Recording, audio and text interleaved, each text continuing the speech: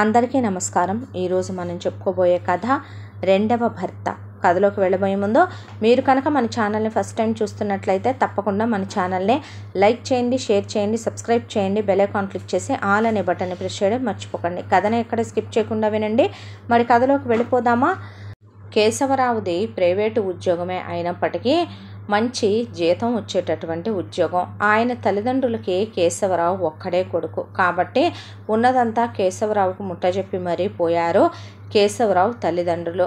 ఇక కేశవరావు భార్య సుభద్ర 5 అన్నదమ్ముల తరువాత ఒక్కటే ఆడపిల్ల. దాంతో అల్లారు ముద్దుగా పెంచి ఆమెకు కూడా ఏమీ తక్కువ కాకుండా కేశవరావు వాళ్ళు ఏమీ ఆశించకపోయినా బాగానే స్థిరచరాస్తులు ముట్టచెప్పి మరీ ఇచ్చి చేశారు కేశవరావుకి.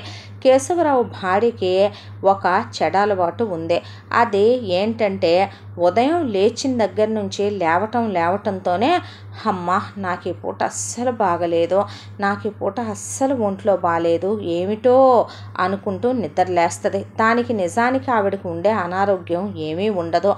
ఏంటంటే దానికి కారణం ఒకటే, తలనొప్పిగా ఉన్నా ఒంట్లో బాగాలేదంటది, ఏదైనా కాస్త నెలసరి వచ్చినా నాకు ఒంట్లో బాగాలేదంటది, నడువు నొప్పి వచ్చినా ఒంట్లో బాగాలేదంటది, కాస్త 4-5 ఆవులింతలు ఎక్కువ వచ్చినా, 2 తుమ్ములు ఎక్కువ వచ్చినా, జలుబు వచ్చినా, దగ్గు వచ్చినా ప్రతిదానికి ఒంట్లో బాగాలేదంటది. ఇక వాళ్ళ అమ్మా నాన్న అల్లాడు ముద్దుగా పెంచారని కేశవరావు సరిపెట్టుకుంటూ వెళ్ళిపోయేవాడు. ఏ జ్వరం లాంటిదో వచ్చిందో ఇక నరకం చూపించేస్తుంది ఆయనకి. ఆల్మోస్ట్ చితి మీద శవాన్ని పడుకోబెట్టినంత చేసేసి ఇంకేముంది, నేను చచ్చిపోతున్నాను, నేను పోతే నువ్వు ఇంకో పెళ్లి చేసేసుకుంటావా, అది ఇది అనే రాగాలు తీసుద్ది సుభద్ర. ఆయనకి ఇవన్నీ పడటం కాలచక్ర భ్రమణంలో అలవాటైపోయిందే. కొన్ని సంవత్సరాల కాలం గడిచిపోయినా సుభద్ర కడుపు పండలేదు, పిల్లలు పుట్టట్లేదు. ఇల్లు ఊరు వాడ అందరూ కూడా సుభద్రనే గొడ్రాలని, పిల్లల్ని కంటలేదని, రోగిష్టిదని, ఎప్పుడూ మంచం నేత నేసుద్దని, అసలు మొగుడిని చెయ్యనిస్తేనేగా అని, మొగుడితో కాపురం చేస్తేనేగా అని పద్దాక ఏదో ఒకటి అంటూనే ఉండేవాళ్ళు. ఇదంతా విన్న కేశవరావు మనసు చాలా బాధపడి ఆమె తన భార్య కల్లా కపటం లేని ఇల్లాలు ఏదో ఒంట్లో బాలేదు అంటే ఆ బాలేదు అనేది చెప్పడం చేతకాక నాకు అది లేదు, నాకెందుకో తలనొప్పి వస్తోంది, నాకెందుకో చెయ్యి నొప్పి వస్తోంది, నాకెందుకో కడుపు నొప్పి వస్తోంది, ఇలా పిచ్చి లేని వంకలు తన మీద పెట్టుకొని జనానికి ఏదో రోగిష్టిది అనేటటువంటి ఒక నమ్మకాన్ని క్రియేట్ చేసిన వెర్రిబాగులదే అనుకున్న ఆయన ఉన్నటువంటి స్థిరచరాస్తులు మొత్తం పల్లెటూళ్ళల్లో ఉన్నాయి, తన భార్యకి ఇచ్చినవి మొత్తం అమ్మి పడేశాడు. అమ్మేసి తన ఉద్యోగాన్ని సిటీకి ట్రాన్స్ఫర్ పెట్టుకున్నాడు. దుష్టులకి దూరంగా ఉంటే మంచిదని సిటీకి వెళ్ళిపోయినటువంటి ఆయన ఇక్కడి నుంచి ఎత్తుకెళ్ళిన డబ్బులు పెట్టి అక్కడ స్థలాలు కొనేసి మిగతా డబ్బు మొత్తం బ్యాంకుల్లో బిడాయించేసి ఇక్కడ ఇల్లమ్మిన డబ్బులు పెట్టి అక్కడ బ్రహ్మాండంగా ఒక ఇల్లు 2 అంతస్తులదే శుభ్రంగా కొనుక్కున్నాడు కేశవరావు. సుభద్రకి ఇంట్లో పనులు చేయటం అలవాటు లేదు. ఆమె తల్లిదండ్రులు ఆమెకి అవి నేర్పించలేదు. దాంతో ఇంట్లో పనులన్నీ చేయటానికే ఒక 2 పనివాళ్ళని, ఒక వంటమ్మాయిని పెట్టాడు కేశవరావు. వంటమ్మాయి భాగ్యం ఏది కావాలంటే అది 5 నిమిషాల్లో అలా వండి ఇలా సుభద్ర ముందు కేశవరావు ముందు పెట్టే చలాకీ అయిన అమ్మాయి. ఇక ఆయన ప్రశాంతంగా ఆయన ఉద్యోగానికి వెళ్ళొచ్చేవాడు. మనిషి జీవితానికి పిల్లలే పరమావధి, పుట్టాలనే ప్రాప్తం రాసుంటే వాళ్ళే పుడతారు, లేకపోతే లేదు అనేది ఆయన తీరి.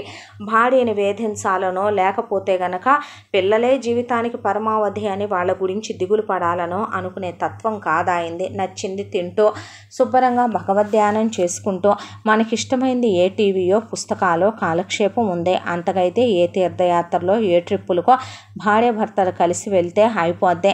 దానికోసం ఒకళ్ళని ఒకళ్ళు దెప్పుకోవటం, ఎంచుకోవటం, భగవంతుడిచ్చిన ఈ చిన్న జీవితాన్ని ఒకళ్ళని ఒకళ్ళు విమర్శించుకోవటం ఎంతవరకు కరెక్టో అనుకునే తత్వం ఆయిందే. అయితే ఏ భగవంతుడు కరుణించాడో తెలియదు కానీ ఇంత దాంట్లో సుభద్ర గర్భవతి అయిందే. గర్భవతి అవటంతో కేశవరావు చాలా సంతోషపడ్డాడు. భార్య కాలు కింద పెట్టకుండా చూసుకున్నాడు ఆయన. దాంతో సుభద్ర ప్రసవించింది. 10 నెలల తరువాత అత్తగారు వాళ్ళు సీమంతం జరిపించారు, ఆయన సీమంతం జరిపించాడు, పాప పుట్టిందే.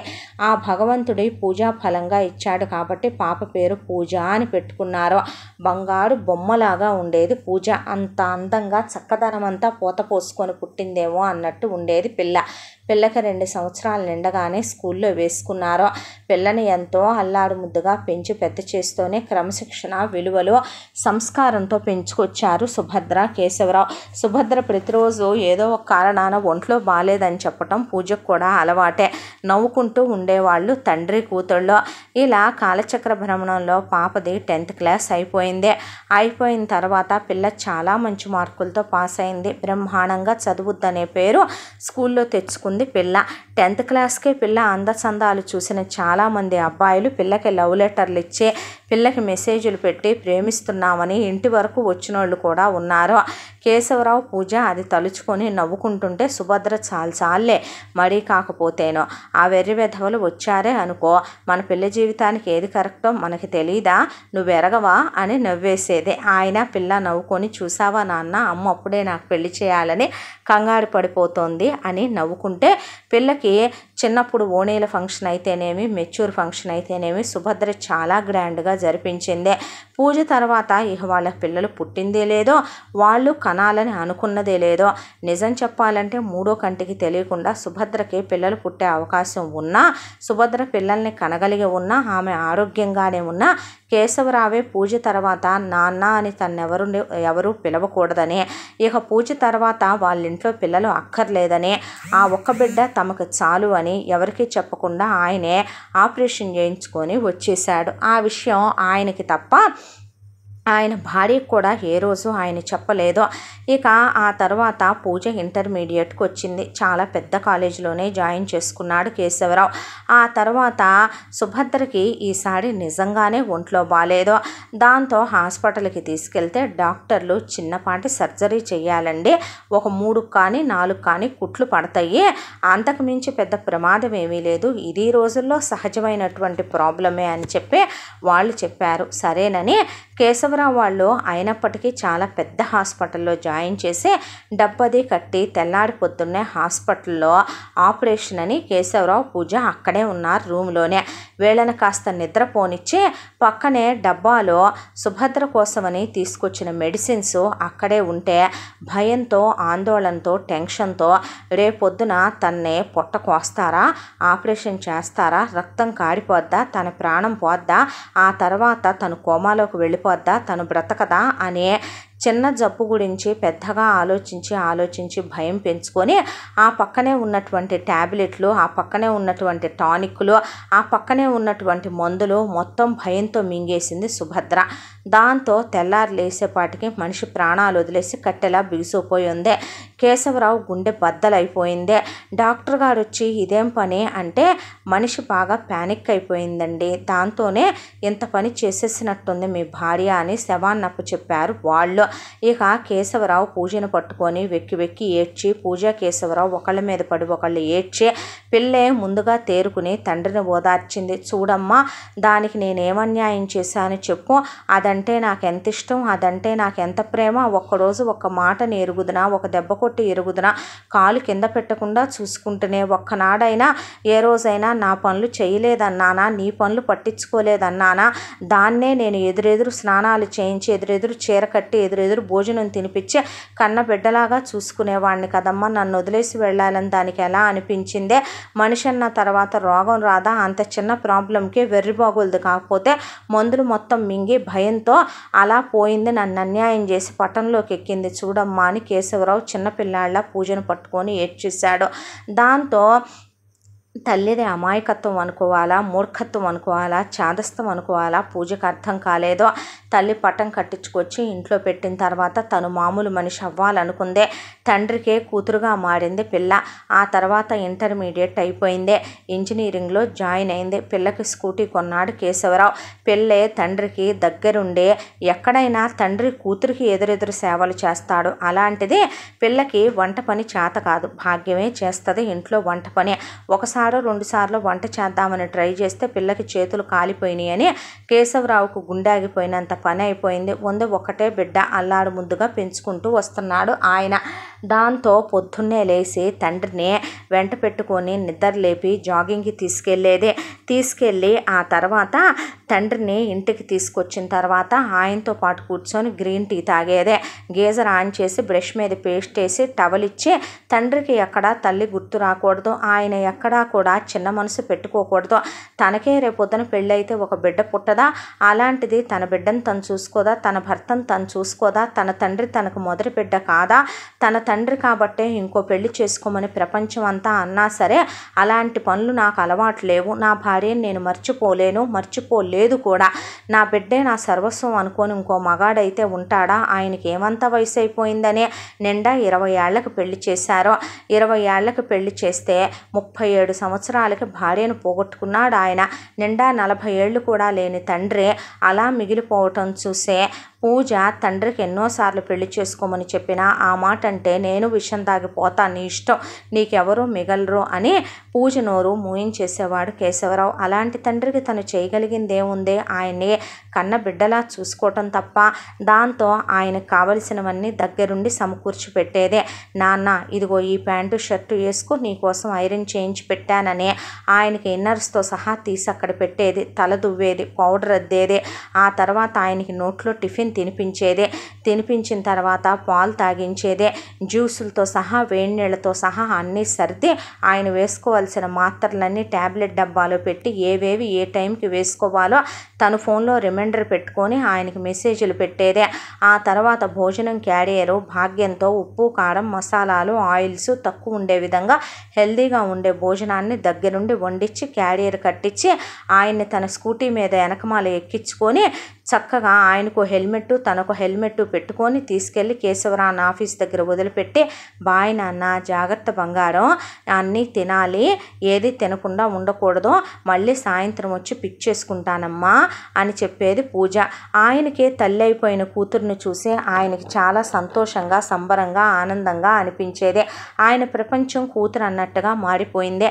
ఆ తర్వాత తను కాలేజీకి వెళ్ళి కాలేజీ నుంచి సాయంకాలం కేశవరావు కన్నా పిల్లే ముందు వచ్చిన తర్వాత పిల్ల ఇంటికి వచ్చి ఫ్రెష్ అయ్యి ఆయనకి ఇష్టమైన స్నాక్స్ వండమని భాగ్యానికి చెప్పి ఆ తర్వాత దేవుడి దగ్గర సంధ్యాదీపం పెట్టుకొని ఆ తర్వాత మళ్ళీ తండ్రి ఆఫీస్ దగ్గరికి వెళ్ళి తండ్రిని ఎక్కించుకొచ్చుకొని ఆయన ఫ్రెష్ అవ్వమని చెప్పి స్నాక్స్ తిన్న తర్వాత మళ్ళీ స్కూటీ మీద ఎక్కించుకొని ఇక ఒకరోజు సినిమాకి, ఒకరోజు షాపింగ్కి, ఆ తర్వాత ఎప్పుడైనా సెలవులు వస్తే ఇద్దరు కలిసి ట్రిప్పులకని, గుళ్ళకని, దేవాలయాలకని, ఆ తండ్రి కూతుళ్ళేనా అంటే ఎవరు నమ్మలేనంత, స్నేహితుడు స్నేహితురాలు అనేంత, ఇక వయసుతో సంబంధం ఏముంది స్నేహానికి, వాళ్ళకేదో బంధుత్వం ఉండాల్సిన అవసరం ఏముంది అన్నంత క్లోజ్గా ఉండేవాళ్ళు.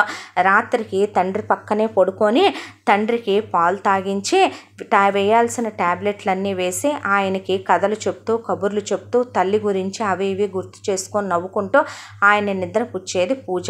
ఇలా కేశవరావుకి భార్య మెల్లమెల్లగా జ్ఞాపకాల్లో ఉండిపోవటం, అలాగే ఆయనకి తరచు గుర్తు రాకుండా ఆయన మామూలు మనిషి త్వరగా కోలుకోవటం జరిగింది. ఇక బిడ్డ మీదే ప్రాణం పెట్టుకొని ఉన్నాడు కేశవరావు. ఈలోపు పిల్లది ఇంజనీరింగ్ కంప్లీట్ అయిపోయింది. పూజకి చాలామంది తన అందంగా ఉంటుంది కాబట్టి ఇంటర్లో ఇంజనీరింగ్లో ప్రపోజ్ చేశారు. అంతమంది ప్రపోజ్ చేసినా పూజ వాళ్ళందరినీ కాదంటానికి కారణం ఒక్కటే, నాన్నని నేను వదిలేసి వెళ్ళిపోతే నాన్నకంటూ చుట్టాలు, బంధువులు, పెద్ద స్నేహితులు, ప్రపంచం కూడా, లోకజ్ఞానం కూడా లేనివాడు, అమాయకుడు, చిన్నపిల్లాడి మనస్తత్వం. రేపొద్దున నా దారి నేను చూసుకొని వెళ్ళిపోతే నాన్న జీవితం ఎటూ కాకుండా అయిపోతే, ఒంటరితనం మనిషికి పెద్ద శత్రువు, ఖాళీగా ఉంటే మనిషి బుర్ర పిశాచాల కోట లాంటిదే అంటారు. ఇప్పుడు ఆయనకి నేను ఎవరినైనా ఇచ్చి పెళ్లి చేసినా ఆ వచ్చిన వాళ్ళు డబ్బు కోసమే చేసుకుంటారా లేదా ఆయన్నే చిన్నపిల్లాడిలాగా అర్థం చేసుకుంటారో మనకు తెలియదు. అలాంటప్పుడు ఒక్కటే ఒక నిర్ణయం తీసుకోవాలి, ఏంటంటే ఇంట్లోనే ఉండి ఇల్లరికం ఉండటానికి, అది ఇల్లరికంగా కాకుండా ఒక కొడుకుగా బాధ్యత తీసుకొని నా తండ్రిని తన తండ్రిగా చూసుకునేవాడైతేనే నేను పెళ్లి చేసుకుంటే కరెక్ట్ అనుకుంది పూజ. చాలామంది అబ్బాయిల మనస్తత్వాల్ని కాలేజీల్లో స్నేహితులుగా ఉన్నప్పుడే గమనించేది పూజ. ఎవడికి వాడు పెళ్ళైన తర్వాత మా అమ్మా నాన్నలతో కలిసి ఉండాలని కొందరు, వేరు కాపురాలు ఉండాలని కొందరు, ప్రైవసీలు కావాలని కొందరు, విదేశాలకు వెళ్ళాలని కొందరు, దూరాభారం కావాలనే ట్రాన్స్ఫర్లు పెట్టించుకొని అక్కడ ఉద్యోగాలకి ఎక్కువ హైకులు జీతాలు వస్తాయని కొందరు, వాళ్ళ రిక్వైర్మెంట్స్ వాళ్ళకు ఉన్నాయి. అలాగే ఒక మనిషిగా తన రిక్వైర్మెంట్స్ తనకి ఉండటం తప్పు కాదు కాబట్టి పూజ వాళ్ళందరినీ రిజెక్ట్ చేసేసింది.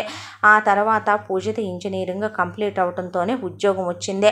ఉద్యోగం వచ్చిన తర్వాత కూడా కేశవరావుని ఆఫీస్ దగ్గర వదిలిపెట్టడం, తీసుకురావటం అందరూ చూసి తెగ మురిసిపోయేవాళ్ళు. కేశవరావు ఆఫీసులో ఏం పుణ్యం చేసుకున్నావు కేశవరావు, కన్న తల్లే కూతురు రూపంలో పుట్టింది, మాకు కూతుళ్ళు ఉన్నారయ్యా, వారానికో 10 రోజులకో ఫోన్ చేసి పలకరించటమే గగనం. అత్తారెళ్ళకి వెళ్ళిన తర్వాత మొగుళ్ళ మోజుల్లో పడి కొంతమంది కూతుళ్ళు మమ్మల్ని మర్చిపోయారు, కొంతమంది ప్రేమని అదని ఇదని మమ్మల్ని వదిలేసి మాకు వెన్నుపోట్లు పొడిచి దూరం అయిపోయారు. కొంతమంది కూతుళ్ళు స్వార్థం, కొంతమందికి నగలు పిచ్చి, కొంతమందికి డబ్బులు పిచ్చి, కొంతమందికి మేకప్పులు పిచ్చి, కొంతమందికి బట్టలు పిచ్చి. నా కూతురు అయితే గనక నోరెత్తితేనే విసుక్కుంటుంది, నీకేం తెలీదు నీకేం తెలీదు నీకేం తెలీదు అంటది. చిన్నప్పటి నుంచే మనం వాళ్ళకి ఏమీ తెలియకుండా ఉంచేస్తే ఈరోజు వాళ్ళకన్నా మనకి చాలా తెలుసునేమో కదో. ఏదో ఒకరోజు దానికి ఎప్పుడు గుర్తొస్తుందో మొట్టమొదటిసారి పలక తీసుకొచ్చి దానికి ఓనమాలు దిద్దిచ్చింది ఈ నాన్నేనని. మగపిల్లల్ని మాత్రమే అనుకుంటున్నాం మనం, ఆడపిల్లలు కూడా హద్దులు దాటిపోయి పెరుగుతున్నారు కేశవరావు, కానీ నీ కూతురు మాత్రం నిజంగా దేవతేనయ్యా అనేవాళ్ళు కేశవరావునే. ఆయన ఆ మాటకి నవ్వేసేవాడు. కేశవరావు పెద్ద అతి చనువుగా కూడా ఆఫీసులో ఎవరితో ఉండడు. ఆయన పని వరకు ఆయన స్ట్రిక్ట్గా కంప్లీట్ చేసుకుని పలకరించిన వాళ్ళ వరకు సరదాగా సంతోషంగా ఆనందంగా రావటం తప్ప ఎవరి లోతులు అడగటం, ఆయన అనవసరమైన వ్యక్తిగతాల్లోకి వెళ్ళటం ఆయనకు అలవాటు లేదు. ఇక పూజ ఉద్యోగానికి వెళుతుంది అన్నప్పుడు కేశవరావు స్నేహితుడు ఒకడు ఉన్నవాడు ఉన్నట్టుండకుండా నోటి దూల కొద్దీ పిల్లకి పెళ్లి చేయవా కేశవరావు అన్నాడు. అంటే అమ్మాయి అప్పుడే చేసుకొని అంటోంది అని ఆయనంటే ఆడపిల్లలు అలాగే మాట్లాడతారు. ఏ వయసులో చేయాల్సిన అచ్చట ముచ్చట ఆ వయసులో చేయాలి. చెల్లెమ్మ ఉంటే ఈ పాటికి పెళ్లి చేయకుండా ఉండేదా చెప్పు. నా పరిగణాలో నాకు తెలిసిన ఒక మంచి సంబంధం ఉంది. అబ్బాయి సాఫ్ట్వేర్ ఇంజనీరు, అబ్బాయికి ఒక అన్న పెళ్ళైపోయింది, అక్క పెళ్ళైపోయింది, చెల్లి పెళ్ళైపోయింది. అబ్బాయి మాత్రమే పీజీ చేయాలని ఆ తర్వాత ఉద్యోగంలో సెటిల్ అవ్వాలని పెళ్లి చేసుకోకుండా ఆగాడు. ఇప్పుడు ఇక అబ్బాయికి కూడా పెళ్లి చేయాలని వాళ్ళ అమ్మ నాన్న అనుకుంటున్నారు. వాళ్ళ అమ్మ పేరు మాలిని, వాళ్ళ నాన్న పేరు శంకరయ్య, అబ్బాయి పేరు కమల్. అబ్బాయి మంచివాడు, నాకు తెలిసినంతవరకు వ్యక్తిత్వం అది మంచిది, స్థిరచరాస్తులు అవి బాగున్నాయి. నాకు తెలిసినంతవరకు వ్యసనాలు అలవాట్లు కూడా ఏమీ లేవు. నువ్వు సరేనంటే కనుక ఒకసారి అబ్బాయిని చూద్దు కానీ అన్నాడు కేశవరావుతో ఆయన స్నేహితుడు. అయితే కేశవరావు ఆలోచించాడు. నిజమే కదా, సుభద్రే ఉంటే పిల్లకి 10th పెళ్లి చేయాలని నవ్విస్తూ ఉండేదే, అలాంటిది పిల్లకి పెళ్ళిడు వచ్చిందనే విషయమే తను మర్చిపోయాడు. పిల్లకి ఇప్పుడు 22 సంవత్సరాలు, ఉద్యోగం వచ్చి కూడా పిల్లకి అటు ఇటుగా 1 ఏడాది దాకా అవుతోంది. ఇక త్వరగా పిల్లకి పెళ్లి చేస్తే తనకి ఒక బాధ్యత తీరిపోద్ది. ఏ క్షణం ఎలా ఉంటుందో ఎవరు చెప్పగలరో. ఈ రోజుల్లో షుగరు బీపీలు శంకుచక్రాల్లా తయారయ్యాయి ప్రతి మనిషికి, ఏది ఎప్పుడు కబళిస్తుందో చెప్పలేమనే దాంతో కేశవరావు సరే చూస్తాను అలాగేనని చెప్పి పెళ్లి కొడుకుని వెళ్ళి చూసి కలిసి మాట్లాడి వచ్చాడు కేశవరావు. ఆయనకు కూడా ఆ చూసిన పెళ్లి కొడుకు కమల్ మంచిగా అనిపించాడు. వాళ్ళ అమ్మ నాన్న అన్న వదిన అక్క బావ చెల్లి మరిది ఆయన వెళ్ళినటువంటి ఆ 10 నిమిషాలు వాళ్ళ ఇంట్లో ఉన్నంత వరకే వాళ్ళ కుటుంబం ఆయన కళ్ళకి చాలా మంచిగా కనపడిందే, సంస్కారవంతుల్లాగా అనిపించారు. దాంతో సడేననుకొని వచ్చి ఆ విషయం పూజతో చెప్పాడు. అదేమిటి నాన్న, నేను మన ఇంట్లో ఉంటాననేవాడిని, ఒప్పుకునేవాడిని, నేను మనతో కలిసి ఉండేవాడిని చేసుకుందామని కదో అనుకున్నాను, అందుకేగా నాన్న ఇప్పుడు దాకా పెళ్లి చేసుకోలేదు, ఎందుకు తొందరపడ్డావో అంది పూజ. అమ్మ నేనేమి వాళ్ళకి మాట ఇవ్వలేదురా, నువ్వు వెళ్ళి కలువు, కలిసి చూసి మాట్లాడు, నీకు అతనికి అభిప్రాయాలు కలిస్తేనే పెళ్లి చేసుకుందో కానీ. కాకపోతే ఒక మాట చెప్తాను తల్లి, ఎంతైనా సరే ఆ అబ్బాయికంటూ ఒక కుటుంబం ఉందే, మనలాగా నేను ఒకనే తండ్రిని నువ్వు ఒక్కదానివే కూతురువే అన్నట్టు ప్రపంచం ఏమీ ఉండదమ్మా. వాళ్ళు వాళ్ళ అమ్మ నాన్నలకి 4 పిల్లలు, అయినా అబ్బాయిది వేరు కాపురమే, నువ్వు ఉండేది ఇదే ఊళ్ళోనే కదా, వేరే ఊరిలో ఏమీ కాదు కదా, నేను అప్పుడప్పుడు వచ్చి నిన్ను చూసి వెళుతూనే ఉంటాను. కాకపోతే ఇక వచ్చి ఉండటం అంటావా? అందరికీ అది ఇష్టపడాలని రూల్ ఏమీ లేదు కదమ్మా. ఇల్లరికం అని అనుకోవద్దని నువ్వన్నా సరే ప్రపంచం ఇంకా అంత ఉన్నత హృదయాలుగా మనుషులు తయారవ్వలేదు. వాళ్ళ వరకు వాళ్ళు వాళ్ళ అభిమానాలు దెబ్బతిన్నాయి అనుకుంటారమ్మా. అంత దెబ్బతిన్నాయి అనుకునే వాళ్ళ సంబంధాలు ఎందుకు నాన్న మనం చేసుకోవటం? మనకి మన ఇంట్లో మనిషిలాగా కలిసిపోయేవాడు ఎవడో ఒకడు దొరకడా? దేవుడు పంపడా? మనకి కాని దాన్ని మనం వేసుకోకూడదు నాన్న. మన కాలు చెప్పు 10వ నెంబర్ అయితే నువ్వు 8వ నెంబర్ వేసుకుందాం అంటావు. అప్పుడు అది మన కాలుని కరుస్తుంది నాన్న అని పూజ చెప్తే, ఒకసారి వెళ్ళి కలవ్వే, ఇంతసేపు వాదిస్తావు నాతో, నువ్వు నీ చాదస్తావు అమ్మమ్మ అన్నాడు కేశవరావు. సరేనని పూజ వెళ్ళి కమల్ని కలిసిందే. కమల్ని కలిసిన తర్వాత కమల్ తన స్కూలింగ్ గురించి, కాలేజీ గురించి, బ్రేకప్ల గురించి, ఆ తర్వాత మా అమ్మ అంటే నా ప్రాణమని, మా నాన్నని, మా అక్కని, ఆ తర్వాత బావని, ఆ తర్వాత మా అక్కకి మా మేనత్త కొడుకునే ఇచ్చి చేశామని, మా చెల్లెలకి మా మేనమామ కొడుకునే ఇచ్చి చేశామని, మా అన్నయ్య చేసుకున్న మా వదిన మా మేనత్త కూతురేనని, నా వరకు వచ్చేపాటికి వరుస అయ్యే వాళ్ళు ఎవరూ లేరని, అందుకే బయట సంబంధాలు వెతుక్కుంటున్నామని, నేను చాలామందిని ప్రేమించానని, ఆ ప్రేమించిన వాళ్ళలో నాకెవడో కరెక్ట్ అనిపించలేదని, వాళ్ళకి నాకు అభిప్రాయాలు కుదరలేదని. ఎందుకు అని అడిగింది పూజ. ఎందుకు అని అడిగితే, ఎవరి వరకు వాళ్ళు అందరూ నన్ను డబ్బు కోసం వాడుకోవాలనుకున్నారు. అలాగే ఎవరి వరకు వాళ్ళు వాళ్ళ స్వార్థాలకి నన్ను ఉపయోగించుకోవాలనుకున్నారు. నా వరకు నాకెవరు కరెక్ట్ అనిపించలేదు అని చెప్పి చెప్పుకొచ్చాడు కమల్. దానికి పూజ ఓహో అంతే, అంటే మీరేమైనా చెప్పాలనుకుంటున్నారా నాకు అన్నాడు. అంటే మా నాన్న విషయమే అంది పూజ. అంటే ఏంటది అంటే, మా అమ్మ పోయిన తర్వాత మా నాన్న ఒంటరి వాడైపోయాడు. మా నాన్నకి లోక జ్ఞానం, ప్రపంచ జ్ఞానం పెద్దగా లేదు. నేను తప్ప ఆయనకి ఎవరూ లేరు. నాకు మొదటి బిడ్డ లాంటి వాడు మా నాన్న. నన్ను చేసుకునే వాళ్ళు ఎవరైనా సరే వచ్చి మా నాన్న నేను అతను కలిసి ఒకే ఇంట్లో ఉండాలని అనుకున్నాను. ఇల్లరికంగా భావించకూడదని అనుకున్నాను అంది పూజ. అలాగే ఉందామంటే ఉందాం, వద్దంటే వద్దు. అయినా మనం ఉండేది కూడా ఈ ఊరే కదా, ఎంతోటి దూరమని, ఎప్పటికప్పుడు వచ్చి చూసి వెళుతూ ఉందాంలే అని చెప్పాడు కమల్. చెప్పేసరికి పూజ వచ్చే నిరాశగా కూర్చుంది. ఏంటమ్మా అలా కూర్చున్నావు అన్నాడు కేశవరావు. ఏమీ లేదు నాన్న, ఉందామంటే ఉందాం, వద్దంటే వద్దు. అయినా మనం ఉండేది ఈ ఊరేగా, వచ్చి చూసి వెళదాంలే అంటున్నాడు నాన్న. పోన్లేమ్మా, ఆ మాట అన్నాడుగా, అలా అనటమే గొప్ప విషయం కాదంటావా చెప్పు. అయినా ఈ రోజుల్లో అబ్బాయిలు అంత మాత్రం కూడా ఉన్నారంటావా తల్లి? ఆయన పెళ్ళైన కొత్తల్లో భార్యాభర్తల మధ్య ఏకాంతం, ప్రైవసీ ఉండాలి పిచ్చిపిల్ల. అలా అనుకునే బహుశా అబ్బాయి అలా అన్నాడేమోలే. ముసలోడిని పానకంలో పుడకలాగా మీ ఇద్దరి మధ్య నేనెందుకు అడ్డం? నా గురించి ఆలోచించి వచ్చిన మంచి సంబంధాన్ని కాలదాన్ని పోగొట్టుకోకు తల్లే. నువ్వు అంతగా నిజంగా ఈ ముసలాడి మీద జాలిపడి ఈ ముసలాడిని వదిలి ఉండలేను అనుకుంటే త్వరగా మనవణ్ణి మనవరాల్ని కనేవే. వాళ్ళతో ఆడుకుంటూ ఉంటాను, వాళ్ళని తెచ్చి పెంచుకుంటాను, నీ రూపంలో వాళ్ళని చూసుకుంటాను. నువ్వు రోజు వచ్చి నన్ను చూసేద్దు కానీ ఈ ఊరే కదమ్మా, నువ్వు బాధపడద్దు తల్లి అని చెప్తే, అది కాదు నాన్న, ఇంకేం మాట్లాడినా నన్ను చంపుకు తిన్నట్టే. ఈ పెళ్ళి నువ్వు చేసుకుంటున్నావు, ఇంకేం మాట్లాడటానికి వీల్లేదని కేశవరావు పూజకి కమల్కి పెళ్లి జరిపించేశాడు. ఉంది ఒక్కటే అమ్మాయి కాబట్టి మొత్తం అమ్మాయికేనని చెప్పేశాడు వాళ్ళతో. వాళ్ళు కూడా ప్రత్యేకంగా ఎంత ఆస్తి పెట్టు అది పెట్టు అనకుండా కేశవరావు ఆయన ఉండే ఇల్లు, కొంత బ్యాంక్ బ్యాలెన్సు ఆయన పేరు మీద ఉంచుకొని మిగతా ఆస్తి మొత్తం పూజ పేరు మీద ఏనాడో రాసేసి ఉంచాడు. కాబట్టి వాళ్ళు అడగాల్సిన అవసరం రాలేదు. ఇక కేశవరావు తల్లి నగలు, అత్తగారు పెట్టిన నగలు, సుభద్ర నగలు, పిల్లకని చేయించిన నగలు దిట్టంగానే ముట్ట చెప్పాడు కేశవరావు పిల్లకే. ఆ తర్వాత పెళ్ళయింది. పెళ్ళవగానే సత్యనారాయణ వ్రతాలు అయిపోయినాయి. కమల్తో హనీమూన్కి వెళ్ళొచ్చింది పూజ. వెళ్ళొచ్చిన తర్వాత ఒక 2 నెలలకి పిల్ల ఉద్యోగం మానేసిందే. ఒక ఇల్లు అలాగే భర్త, దానికి తోడు ఉద్యోగం మేనేజ్ చేయలేకపోతున్నాను నాన్న అని చెప్పిందే. కేశవరావు కూతురు అల్లుడు వారం వారం ఆయన దగ్గరికి వచ్చి వెళుతూ ఉండేవాళ్ళు. అల్లుడు ముందే కేశవరావు పూజని, ఏమ్మా అల్లుడు బాగా చూసుకుంటున్నాడా, ఇద్దరు బాగుంటున్నారా, అంతా బాగానే ఉందా అని అడిగేవాడు. ఆయన బాగా చూసుకుంటున్నారు నాన్న, అంతా బాగానే ఉంది అని చెప్పేది పూజ. అమ్మయ్య అనుకునేవాడు కేశవరావు. ఆ తర్వాత కూతురు ఒక 2 నెలలకి ప్రెగ్నెంట్ అయిందని తెలిసిన తర్వాత అల్లుడు నేను పంపించను మామగారు, నా దగ్గరే ఉంచుకుంటాను, నేనే చూసుకుంటానంటే బంగారం లాంటోడు నా అల్లుడని అందరికీ చెప్పుకున్నాడు కేశవరావు. చెప్పుకున్న తర్వాత ఆ తర్వాత పిల్ల ప్రసవించిన తర్వాత పిల్లకి బాబు పుట్టాడు.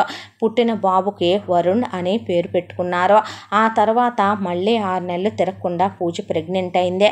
అయిన తర్వాత 10 నెలలకి మళ్ళీ ప్రసవిస్తే పిల్లకి సుభద్ర పేరు కలిసి వచ్చేలా పెట్టాలి అనుకున్నాడు కేశవరావు. అనుకుంటే ఈయన వెళ్ళేలోపే పాప పేరు అర్పిత అని వాళ్ళ నాన్నమ్మ పేరు కలిసి వచ్చేలాగా అల్లుడు పెట్టుకున్నాడు. సరే పెట్టుకున్న పేరుని మనం కాదంటాం ఎందుకులే మనమని ఏమీ మాట్లాడకుండా వచ్చేసాడు కేశవరావు. పిల్ల సుఖంగా ఉండటం సంతోషంగా ఉండటం కావాలనుకునేవాడు ఆయన. ప్రతిరోజు కూడా తండ్రి దగ్గరికి వచ్చి తండ్రిని మార్నింగ్ అన్నీ తింటున్నాడా లేదా తాగుతున్నాడా లేదా అని చూసుకొని తండ్రిని ఆఫీస్ దగ్గర దింపేసి ఆ తర్వాత ఎప్పట్లాగానే మళ్ళీ సాయంకాలం తీసుకొచ్చి ఇక్కడ దింపేసి ఇంటి దగ్గర వెళుతూ ఉండేది పూజ. ఏమ్మా బాగుందా, అంతా బాగానే ఉంటున్నావే అని అడిగేవాడు కేశవరావు. బాగున్నాను నాన్న అంటే నువ్వు బాగుండాలి, ఏ చిన్న విషయం డిస్టర్బెన్స్ నీ విషయంలో జరిగిందని తెలిసినా ఈ నాన్నకు గుండె ఆగిపోద్దని నీకు పెళ్ళైనప్పటి నుంచి ఇప్పటి వరకు 100 సార్లు చెప్పాను. నువ్వు అతనితో సంతోషంగా ఉండాలి. మన ఇళ్లల్లో ఆడపిల్లలు మొగుళ్ళతో గొడవలు పట్టడం, మొగుళ్ళను వదిలేయటం, విడాకులు తీసుకోవటం, వీధులకు ఎక్కటం, అలాగే ఇక రచ్చకెక్కి బజార్లకు ఎక్కే రకాల్లాగా ఉండరమ్మా. అంతేకాక నీకు మంచి భర్త దొరికాడు, మంచి అత్తమామలు దొరికారు, నీకు మంచి తోడు కోడలు ఆడపడుచులు మరిది అందరూ దొరికారు, అంతకన్నా ఏం కావాలి చెప్పు అని చెప్పి అన్నాడు కేశవరావు. అంతేగా నాన్న అందే పూజ. ఆ తర్వాత ఇలా పిల్లకి 25 ఏళ్ళు వచ్చినాయి. పిల్ల పుట్టినరోజు 25వ పుట్టినరోజు అని ధూమ్ధామ్గా ప్లాన్ చేసి జరిపించాడు కేశవరావు. అయిపోయిన తర్వాత కూతురుది ఇంకా 3వ సంవత్సరం పెళ్లి రోజు కూడా రాలేదు, ఇంకొక 2 నెలల్లో రాబోతోంది. అయితే ఈలోపు కూతురికి సర్ప్రైజ్గా ఆ నెక్లెస్ అని డైమండ్ నెక్లెస్, పిల్లలకు అవని ఇవని అల్లుడికి బట్టలని కేశవరావు అన్నీ కొంటూ ఇక ఏర్పాట్లు ఘనంగా చేసే దాంట్లో పడిపోయాడు ఆయన.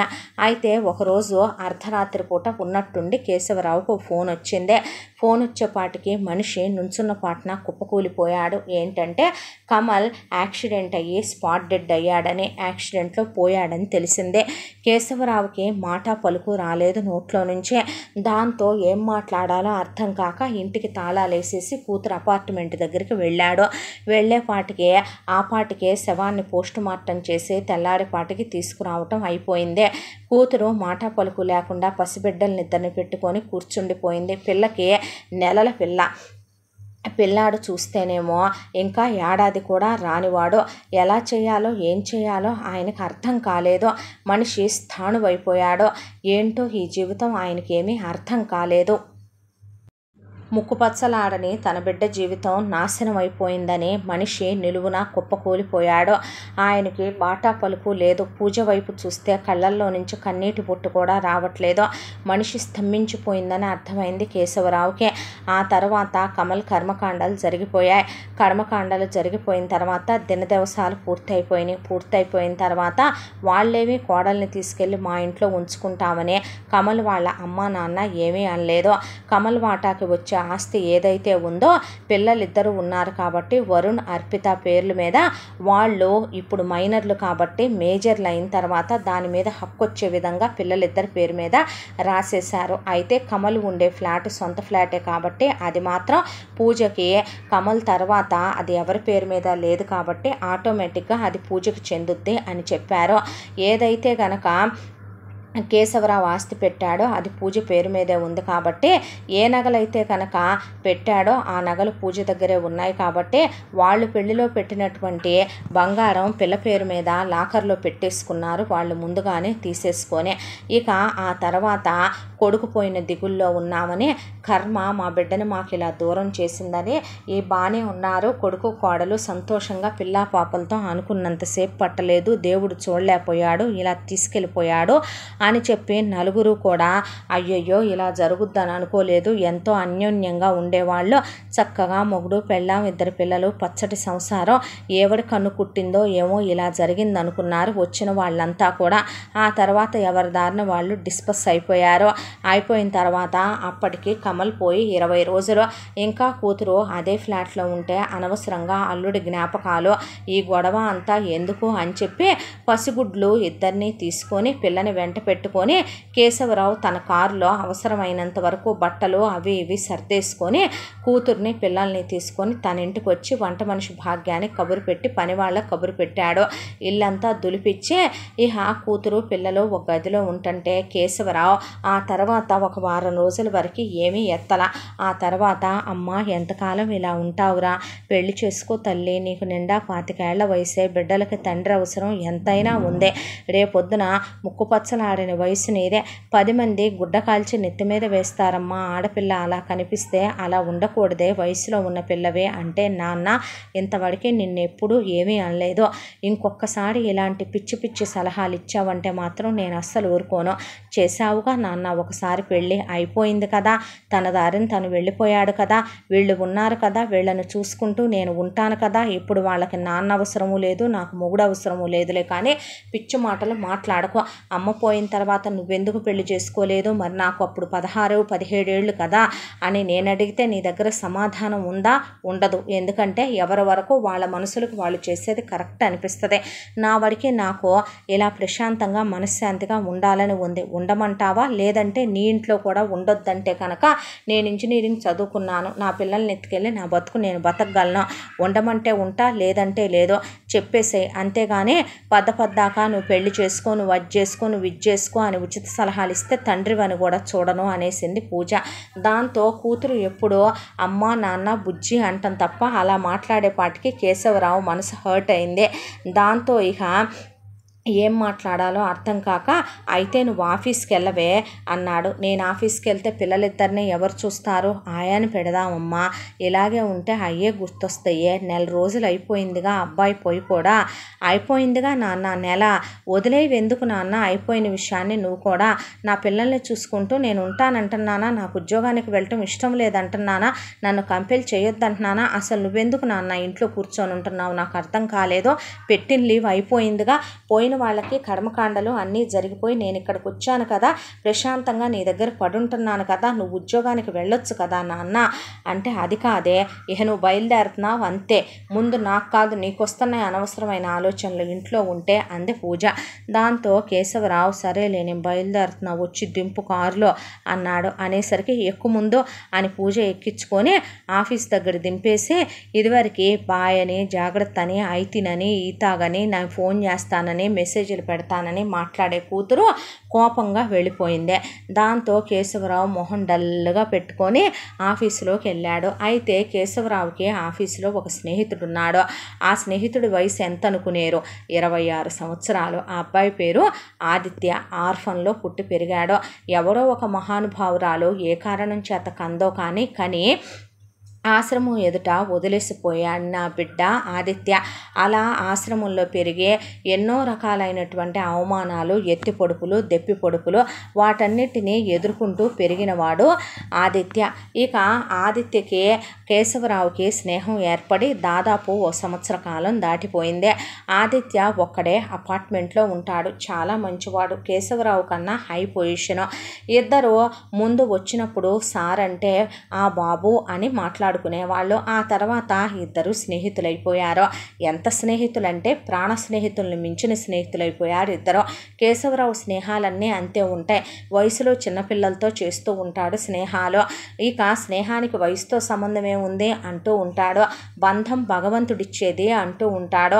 స్నేహితులు మంచివాళ్ళు దొరికితే వదులుకోకూడదు అంటూ ఉంటాడు. ఇక ఆదిత్యకి తన వయసు వాళ్ళకన్నా పెద్దవాళ్లతో స్నేహం చేయటం అలవాటు. అలా ఇద్దరు స్నేహితులైపోయి కొంతకాలం ఇద్దరు సార్ అంటే ఆ బాబు అని, ఆ తర్వాత అంకుల్ అని, ఆ తర్వాత ఫ్రెండ్ అని పిలుచుకోవటం అలవాటైంది. ఆదిత్య కేశవరావుని ఫ్రెండ్ అని పిలిస్తే కేశవరావు ఆది అని పిలుస్తాడు. అయితే ఏమైపోయావు ఫ్రెండ్, ఎక్కడికి వెళ్ళిపోయావు, నీ కోసం అని చెప్పి నేను ఎన్నిసార్లు ఇంటికి వచ్చానో తెలుసా, తాళాలు వేసేసి ఉన్నాయి, ఫోన్ ఇంట్లో పడేసిపోయావా ఏంటి, చేస్తుంటే ఫోన్ ఇంట్లో మోగుతుంది, ఎక్కడికి వెళ్ళిపోయావు ఫ్రెండ్, ఏమైపోయావు, మన ఇద్దరం కలిసి సిట్టింగ్ వేస్తాం కదా, నేను ఒక్కడనే తాగుతుంటే గొంతు దిగట్లేదు తెలుసా, నీకు ఇష్టమైన మంచిని తెప్పించి అందులో నిన్ను చూసుకుంటున్నాను, వీకెండ్స్ చాలా మిస్ అయ్యాను, మన ఇద్దరం కలిసి ప్రతిరోజు ఎక్కువ టైం స్పెండ్ చేస్తామా ఆఫీస్ నుంచి వెళ్ళి, అలా ఎలా వెళ్ళిపోయావు ఫ్రెండ్ అని అడిగాడు ఆదిత్య. ఆదిత్యకి కేశవరావు ఒక తండ్రిలా, ఒక స్నేహితుడిలా, ఒక ఫిలాసఫర్లా, ఒక గైడ్లా, కల్లా కప్పటం లేని ఒక చంటి బాబులా అనిపిస్తూ ఉంటాడు. కేశవరావుకి ఆదిత్య అంటే గౌరవం, విలువ.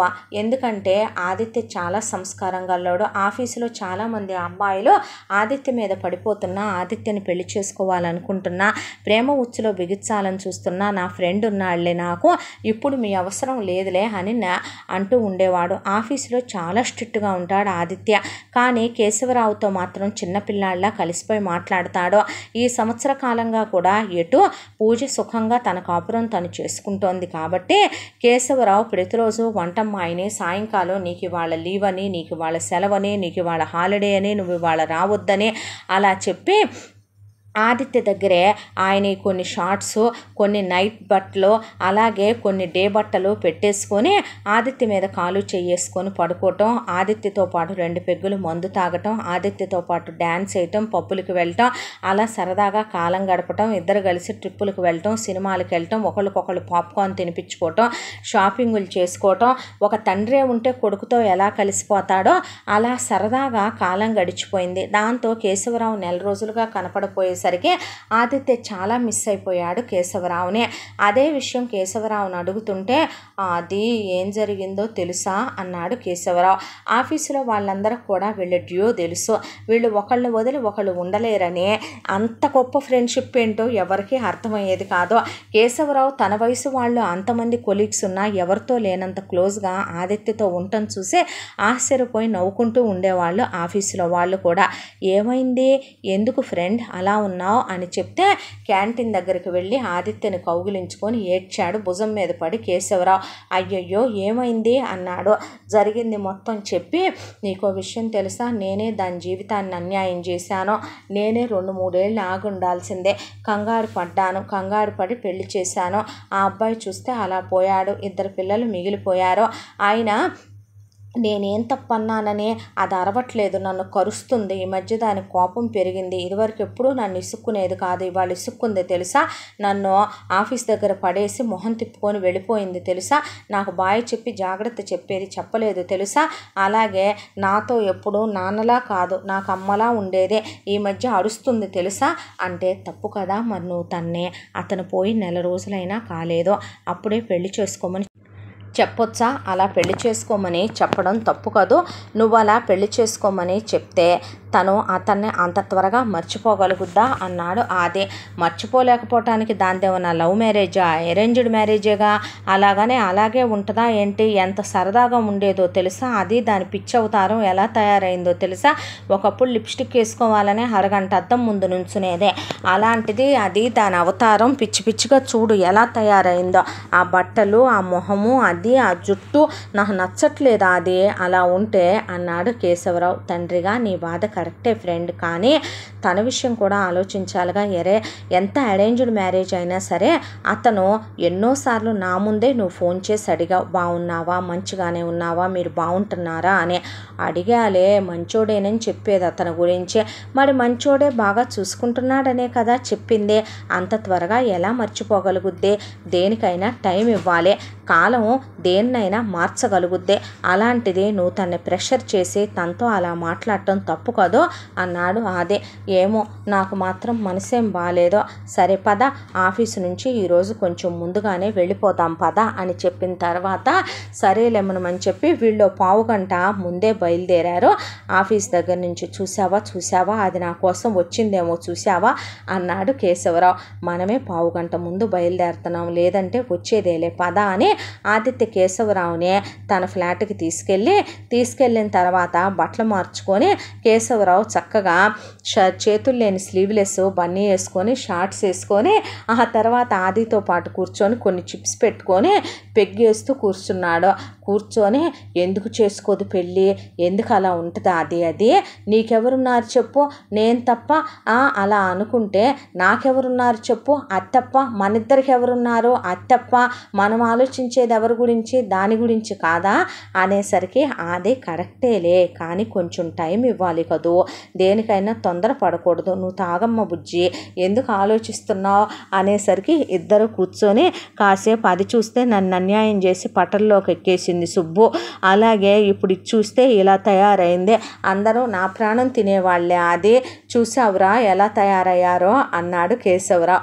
సరేలే ఫ్రెండ్ మంచి ఇంకేం పెట్టను, ఎప్పుడు పెట్టేదే పెట్టు, ఈ మధ్య చిల్లీ చికెన్ తింటులా కడుపులో మంట వస్తుండగా మానేసాగా, చూసావా నెల రోజులకే ఫుడ్ హ్యాబిట్స్ ఎంత చేంజ్ అయినాయో, ఇక్కడున్నప్పుడు నీకేమీ కాకుండా నేను ఎప్పటికప్పుడు చూసుకుంటూనే వస్తున్నానా అంటే అది డిప్రెషన్లో బాధలో ఉందని సరిగ్గా తినలేదులే, అదే నిజం చెప్పాలి కదరా, అక్కడికి వెళ్ళిన తర్వాత సరిగ్గా ఫుడ్ తీసుకోలేదు అంటే అతను పోయాడు కదా, దాంతో ఆ దిగుల్లో ఉండిపోయాను నేను కూడా. సరేలే అలాగైతే ఈరోజు లైట్ స్పైస్ ఉండేలాగా పెడతాను, నువ్వు ముందు రేపో ఎల్లుండో డాక్టర్ దగ్గరికి వెళ్ళి చూపించుకుందాం పద ఫ్రెండ్ అన్నాడు. అదే సరేలే నువ్వే ఏదో ఒకటి చేద్దుగానిలే అన్న తర్వాత వీళ్ళు తాగుతూ మాట్లాడుకుంటూ ఇక స్విగ్గీ ఆర్డర్ చేసుకొని మంచం కూర్చున్నారు. అయితే పూజ ఆఫీస్ దగ్గరకు వచ్చిందే.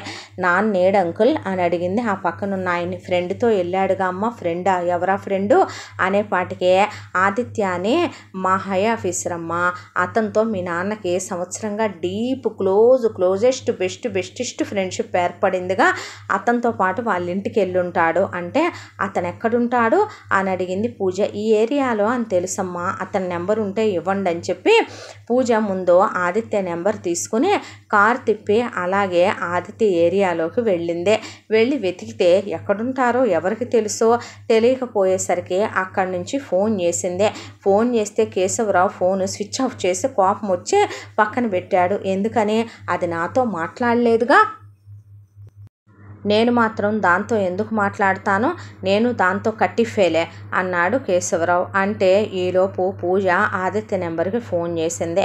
ఫోన్ చేస్తే హలో ఎవరండి అన్నాడు ఆదిత్య.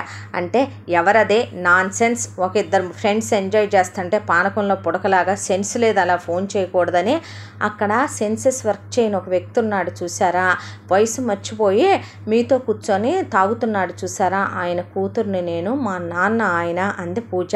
అనేసరికి ఓ హాయ్ అన్నాడు ఆదిత్య. హాయ్ తర్వాతలే కానీ మీరుండేది ఎక్కడ, ఈ ఏరియాలో, ఆ ఏరియాలో ఎక్కడ, ఈ అపార్ట్మెంటు, ఆ అపార్ట్మెంట్లో ఏ ఫ్లోరు, ఈ ఫ్లోరు, ఈ ఫ్లాటు అని చెప్తే దేనికండి, నేను తీసుకొచ్చి దింపుతానులేండి ఫ్రెండ్ని అన్నాడు. పర్వాలేదు నేనే వచ్చి తీసుకెళ్తానులేండి, కొంచెం వాష్ చేయాల్సినవి ఉన్నాయి చేసి అని పూజ ఫోన్ పెట్టేస్తే, ఫ్రెండ్ నీ కూతురు నీ కోసం రాబోతోందే, లేలే నీకు బట్టలు మార్చేస్తానులే, నీకు వేరే బట్టలు వేసేస్తానులే, నువ్వు ఇలా షార్ట్స్ వేసుకుని ఇలా స్లీవ్లెస్ కట్ బన్నీలు వేసుకుంటే చూసి ఏమంటుందో, పద బట్టలు మారుస్తాను అన్నాడు. అదే నేను ఇప్పుడు ఎవరికి భయపడాలనుకోవట్లేదు, అసలు కొట్టుద్దా కొట్టనే, తిట్టనే నేను లెక్క చేయట్లేదురా, అదే నువ్వు కూడా లెక్క చేయబాకు, లైట్ తీసుకో, అది మన పిల్లే, మన నాన్న నువ్వు పట్టించుకోవద్దు, అయినా నా మంచిగా రావాలి, నేను ఇంకా 4 పెగ్గులు వేయాలి, అప్పుడు దాకా నేను కదలను, ఇప్పుడు నువ్వు తాగుతున్నావు అనే విషయం తెలిస్తే 2 డేస్ పట్టుకెళ్ళేలాగుంది వాయిస్ చూస్తే, అలాగే మాట్లాడుద్ది, ఈ మధ్య సైకోలా శాడిస్టులు తయారైంది తెలుసా, ఇదివరకు ఇట్లా సాఫ్ట్గా మాట్లాడట్లేదు తెలుసా అన్నాడు కేశవరావు. ఆది నవ్వి ఈలోపు టంగని బెల్లు మోగిందే.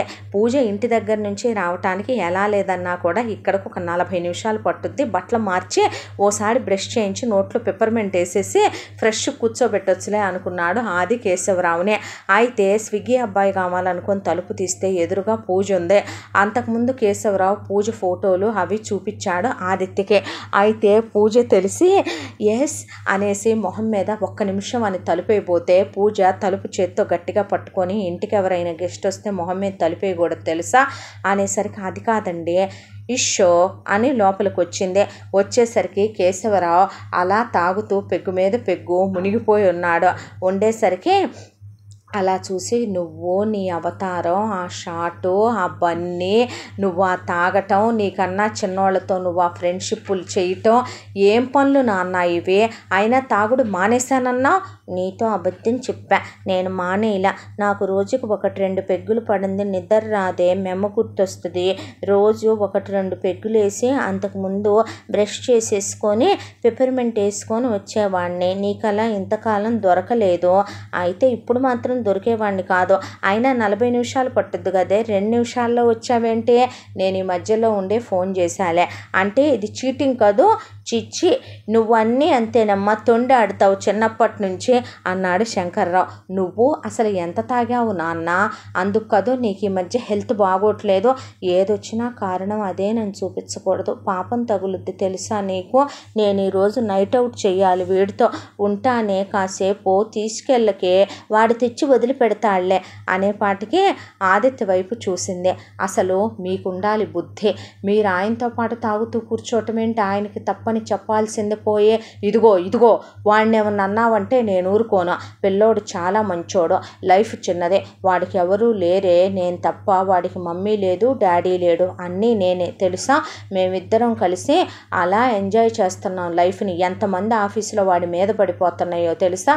ఒక్కదానికి కూడా ఇంత కూడా వాడు ఎక్కడ లీనియస్ ఇవ్వడం. ఒకళ్ళ మీద ఒకళ్ళం మేము కాలు చేసుకొని పడుకుంటాం, ఒకళ్ళకొకళ్ళం పాప్కార్న్ తినిపించుకుంటాం, మంచిని తినిపించుకుంటాం. నా కోసం నాకు ఇష్టమైనవి వాడు వంట చేసి పెడతాడు, నాకు స్నానం చేయించి ఈపు రుద్ది పెడతాడు, ఫెస్టివ్ వైబ్స్ ఎంజాయ్ చేస్తాం. వాడు నాకు తలస్నానం చేయించుతాడు, గుడికి వెళ్ళొస్తాం, ఇద్దరం కలిసి ప్రసాదాలు కుక్ చేసుకుంటాం.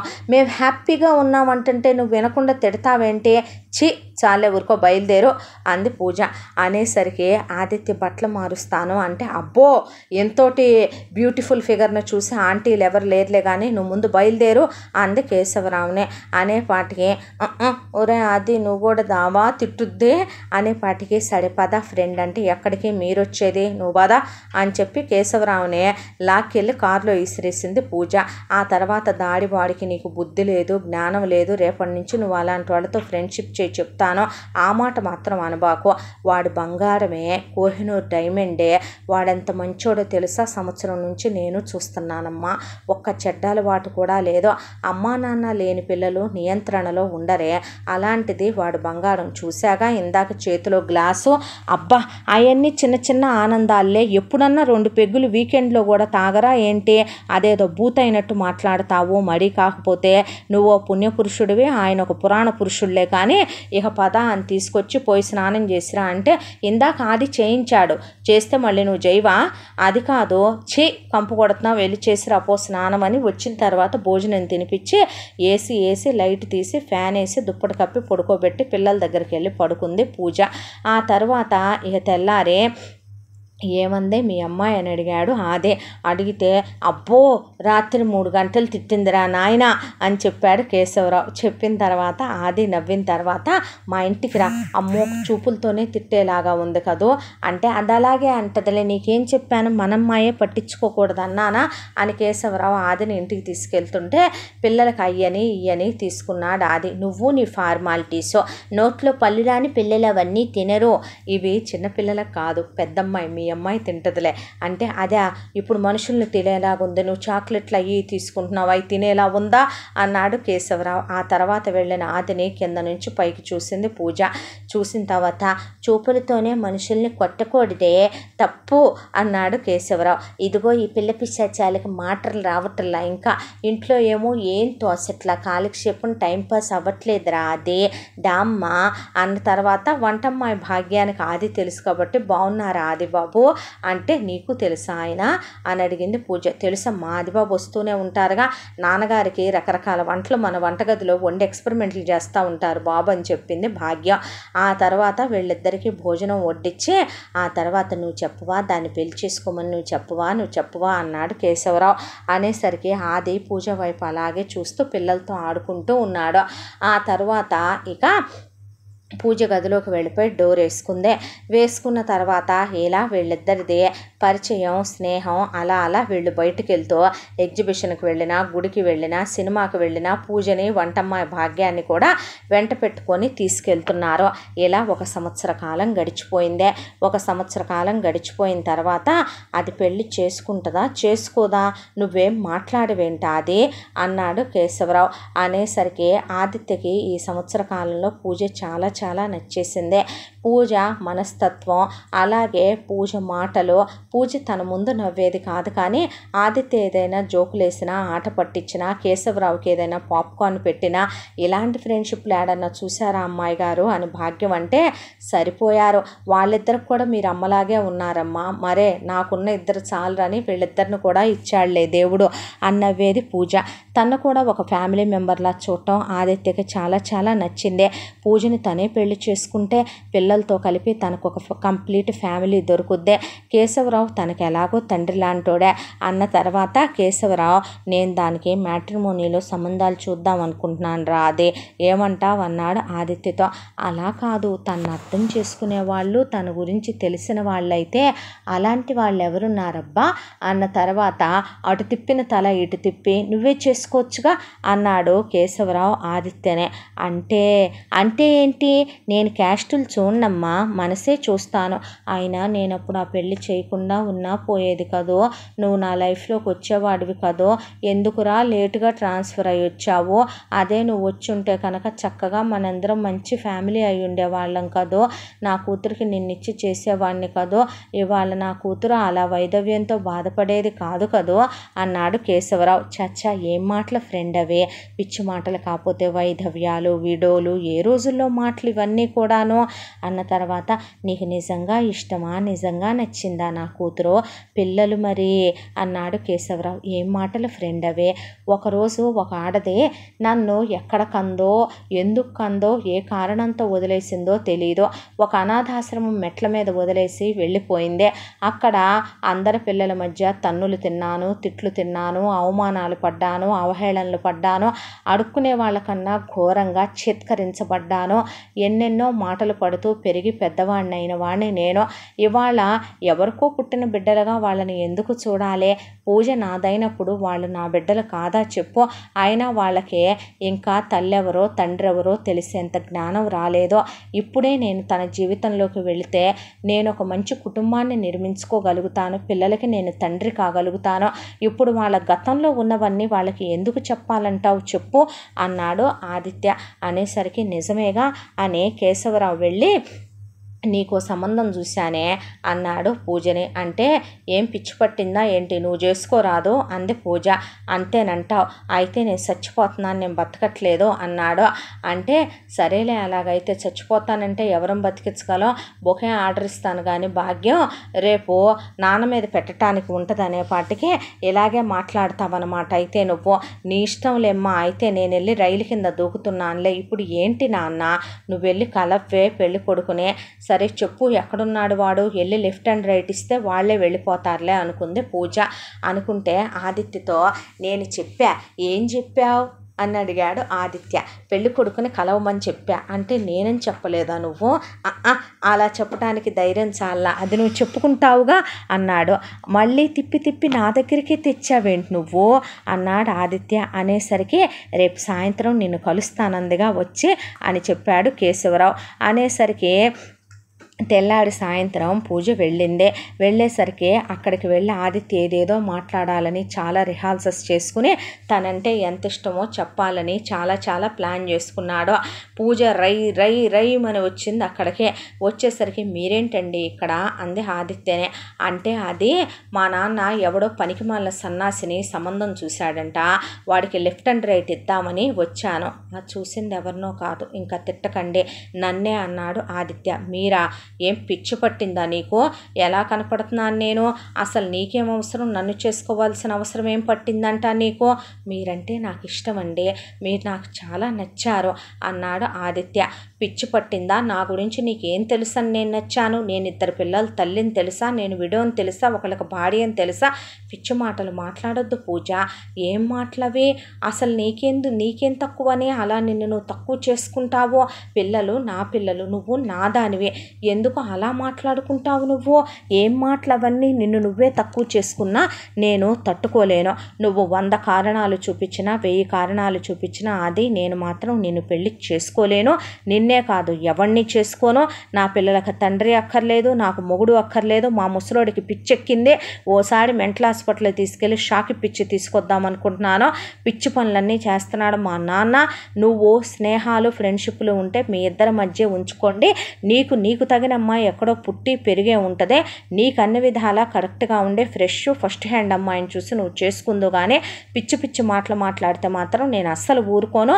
నీకు అంత మెచ్యూరిటీ లెవెల్స్ ఉన్నాయని నేను అసలు అనుకోనులే. కానీ ఇంక ఇది ఇక్కడతో ఆపేస్తే మంచిదే అని చెప్పి పూజ వెళ్ళిపోయింది. వెళ్ళిపోతే నువ్వు వదిలేస్తే నేను నిన్ను వదిలేస్తానా ఏంటి? నువ్వు మర్చిపోతే నేను నిన్ను మర్చిపోతానా ఏంటి అనుకున్నాడు ఆదిత్య. కేశవరావు అంతా ఓకేనా అని థమ్సప్పులు చూపించుకుంటా వచ్చాడు.